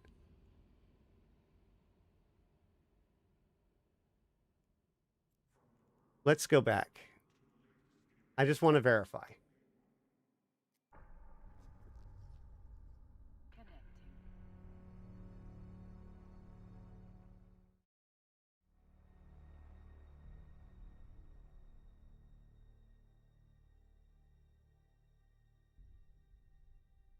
No, there's... Yeah.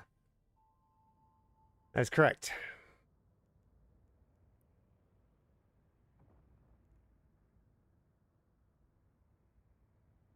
Yeah. So, guys, right now, there are Domination large cap batteries for 20,000 LP and 10 million ISK. Domination medium cap batteries for 15,000 LP and 7.5 million ISK. And small cap batteries for 10,000 LP, 5 million ISK. There are 0 Domination cap batteries on the market. So, yeah, these were unobtainable before this change. That feels like it should be an opportunity for someone. Just throwing that out there. How good are they? Let's look. Capacitor warfare resistance, capacitor bonus, and we'll go with these. All right, capacitor warfare resistance. It's just under the Thucker, but above, or it's tied with Republic Fleet. It actually looks like it's just tied with the Republic Fleet. Yeah, it's tied with the Republic Fleet. So, that might be why.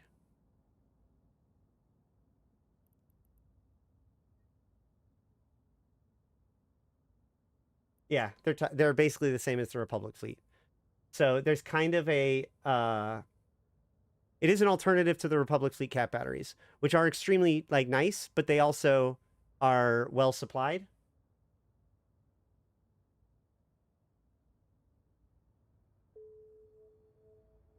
Hey, wait. System fully corrupted by Angel Cartel. That was, wait, that was this system. Hold on. That wasn't even this system. I was here. So Itengard has now been fully corrupted. Itengard got corrupted before Flossiswind did? Man, Flossiswind's at 98%. Asset is at... Not close. And Usper, which was highest yesterday, is at 84%.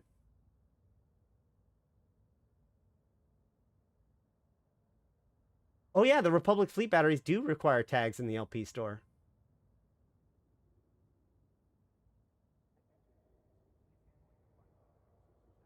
Well, we get Domination because that's Angels.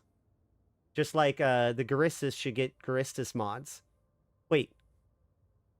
Just to reassure me, There are no Guri, there's no like Hava C3Xs on the Guristas LP store, right? You wouldn't do that, right? Still waiting for Angel Space to get for what? Amar Space to get hit. Yeah. Well, it's interesting that this one is likely going to spread into Gallente High Sec. Oh, nope, never mind. Past tense. It is spread into Gallente High Set. No limited event stuff in there at the moment. Yeah, that's probably for the best. Wait, what about Valimar? Or like the worm implants? Valdemar or whatever. Didn't those get added to the LP store? I think they did.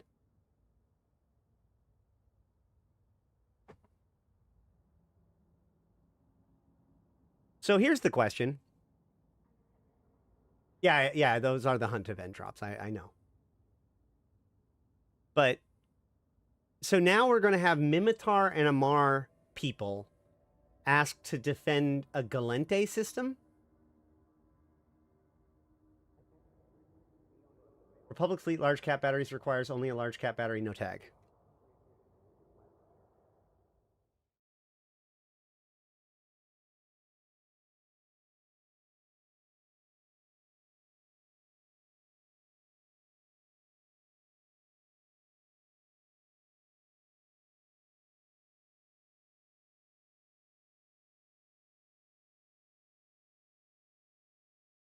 Boo.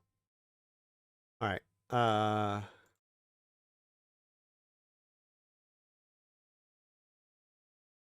Do we have this yet?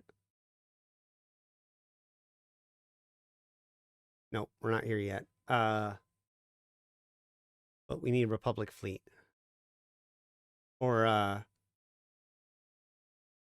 what is the Mimitar Action Warfare?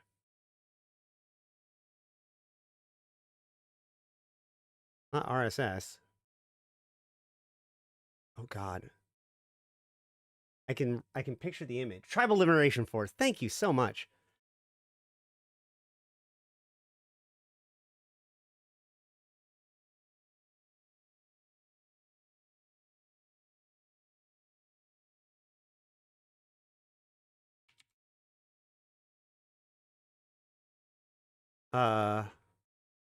Yep, it doesn't require any tags, but it does require a basic battery, where this battery does not require a basic battery. I mean, that's something, but this is so 10,000 LP and 5 million ISK for the small, whereas in our LP store it is 10,005. So it's the same cost, but without the basic. I would argue that Republic Fleet LP or the Tribal Liberation Force LP is a little bit easier to make. And as you can see, the ISK per LP reward for these are not actually that high. It's taking other costs. Yeah, and it's not even adding that much into the extra costs. So yeah, it's not going to work out nearly as much as I would have liked.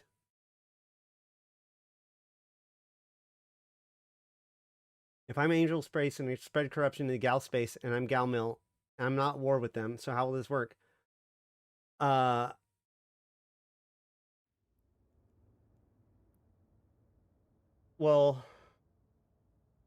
that's a good question. Can Gallente even go into that system and run those sites? Or is it only Amar and Mimitar that can protect Gallente space? Oh yeah, it does require the base item. It does require the base item. So it's literally the exact same. What's happening in Ugalis? Nothing yet. Besides a, insurgency.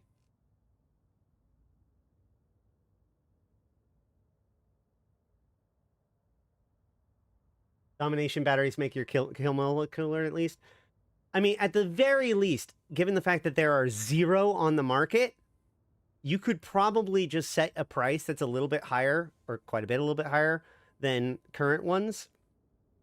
And they'll still, like, sell, right? Because, like, people there are going to be people that don't realize that it's the same as Republic Fleet.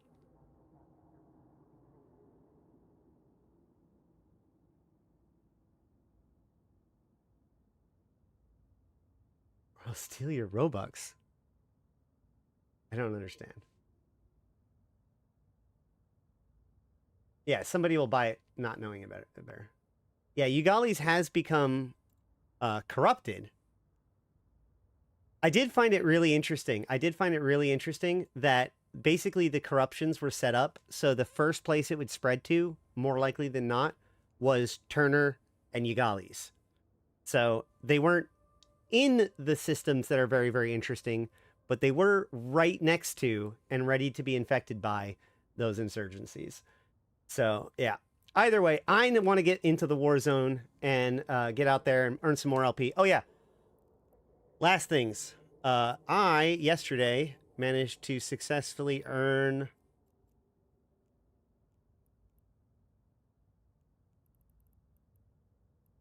$247,000 loyalty points total yesterday. Wait, what? Also in system with lots of history lore. Oh, yeah. I do understand. Yeah, both of those systems are critical systems and were chosen for good reason. I'm just saying, like, the tinfoil on part of me says, Oh, how unfortunate it is that these unsalvaged materials spread across that system, both from Derail, Red Troop, and various archaeological sites. Yeah. I gotta say, like, so who are the losers of this so far? Who are the people that I feel like should that aren't having a good time with all of this? Well, the first and foremost, this is a big problem, like a legitimate problem for high-sec groups. Structures, because your structures going vulnerable without a war deck does kind of suck. And it also brings focus to your place. So it can be very challenging. You can obviously adjust. More flexible groups can move if you don't have too much anchored down or whatever. And it will require some more flexibility and adjustment and all that kind of stuff. And it is possible, but it is undeniably just a wrench in their plans. That's true, actually. So the thing about going after a high sec structure after it goes into low sec is that you have to do it really, really fast, because it does take 7 days to clear the structure, or more. And so the insurgency itself is only 2 weeks. So it has to be within the first couple of days. Again, this is more like one of the more active times. So it has been going very quickly. Probably not as quickly in future ones, but we're going to have to see. Another group that has been hit hard by this is mission runners, in particular those who have been doing Angels and Garistas. People have been living in those NPC nullsec areas. And in fact, honestly, this has been overall really bad for those NPC nullsec areas for the Garistas and the Angels. So much additional focus, so much additional threat, no additional content. And now your LP, which is one of them, like the value of your LP was the reason to put up with all the bullshit to go work for the pirates and do pirate missions in the first place. And now Chuckle like me are getting like a year's supply of your Angel LP in a day and a half, right? So I think that that's definitely going to impact anybody who was participating in that. They have right to be kind of annoyed, but also, and then my third like gripe about all of this is the complete absence of actual data. I really wish the Pirate LP stores do have the built ship offers though. That's true. You can the Pirate LP for the faction warfare are only the BPCs instead of turning in for the ships. However, I'm thinking if you're going to be doing it for money, right? If you're getting the LP for money, the BPCs probably would have been a bigger thing, or the other pieces, because those are easier to move than a constructed ship. It is the cheap. I guess you're right. No, you're right, because getting a constructed ship allows you to get around the doodads. So this is actually the opposite of what faction warfare was like at first. So it used to be that you had to get the trigger units for your ships, for the Empire ships too, right? But faction warfare pilots could also convert ships directly over. And so that's what we did, and we kept Empire ships prices down while pirate ships exploded in price. But now doing the missions is the cheaper way of doing it, and faction warfare gets the kind of the harder road to getting the actual ship. So there is definitely going to be value in doing those missions to turn them in for directly transform them into ships. However, that ends up with the problem where those ships are now going to be an Angel NPC nullsec, which is not really easy for selling or moving or anything. However, counter to the counterpoint, you can just do this in GTAC-O and then move it into Zarzak, into the Fulcrum, and sell it there, or ship caster it to somewhere else and sell it somewhere else. So I think I think that there's a lot of this stuff that's just going to shake out on the wash and going to get things straightened out. It has been very, very exciting, guys. If you are interested in getting involved, the invited are recruiting. Go ahead and check out the Convocation of Empyreans, the invited being an extension of the Convocation of Empyreans. If you don't have a million, if you've never gotten your million free SP, make sure to use the link down below or in the chat to get a million free SP to get into these ships. If you need to, if you're stuck in a null block or something and you want to try this stuff out, but you don't want to leave your group, you can always just make a new alpha with that buddy code, get the million free SP, and you'll be out there running with everybody else in no time, literally no time. But if you want to run with us, we absolutely can. You can join our Discord. I recommend all my viewers do so and flag yourself it's interested in YouTube and stuff in our roles channel.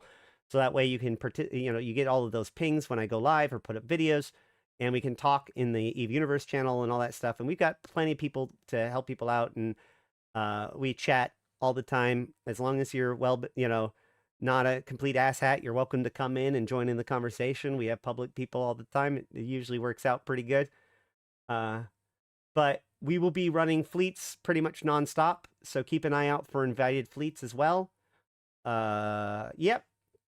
We are, Danica is working on a new storefront, or some storefront improvements just in time for the holidays. So you can still get your mugs and all that kind of stuff.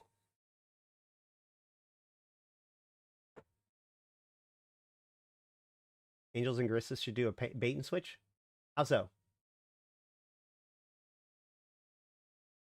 If only there was a system where you can move from nullsec to lowsec and 2 star jumps. Yeah, but that still doesn't get you to Jita. Any rate. So, let's see. Anything else? I don't think so. With all that said, I have been Ashrathi. I've been playing this game since 2010, talking about it since 2012, and I'm here to put Eve into context for you, my fellow Empyreans. What is everybody GFing about? Thank you guys for coming. Thank you for taking part, chatting, liking the stream, sharing it with your friends. Thank you so much to Satonia for coming in and answering some of our questions and giving us your insights. We will be back next week. And if I can stream this weekend, I will stream some fleets, but I will be out there leading some fleets and everything. So keep an eye on the YouTubes. Make sure to subscribe for all of my content, etc., etc. Make sure to like the stream because it's really important. It really, I can't stress enough how well that helps the metrics. The channel has been doing very, very good, especially since I've come back again.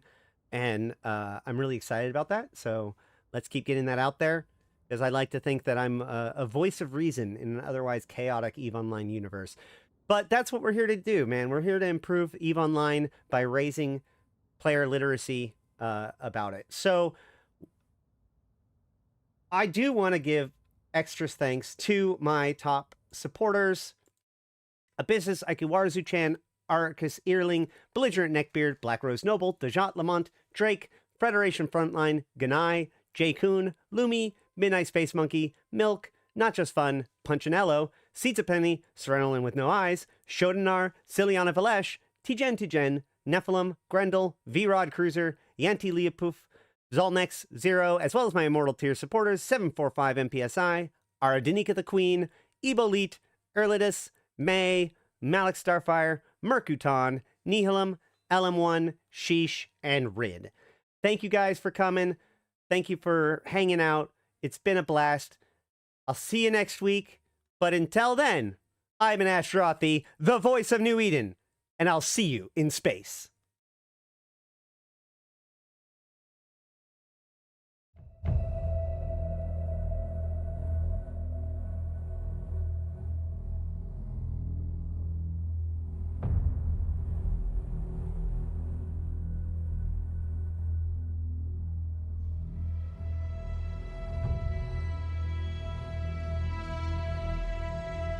Bring on the wrecking machine.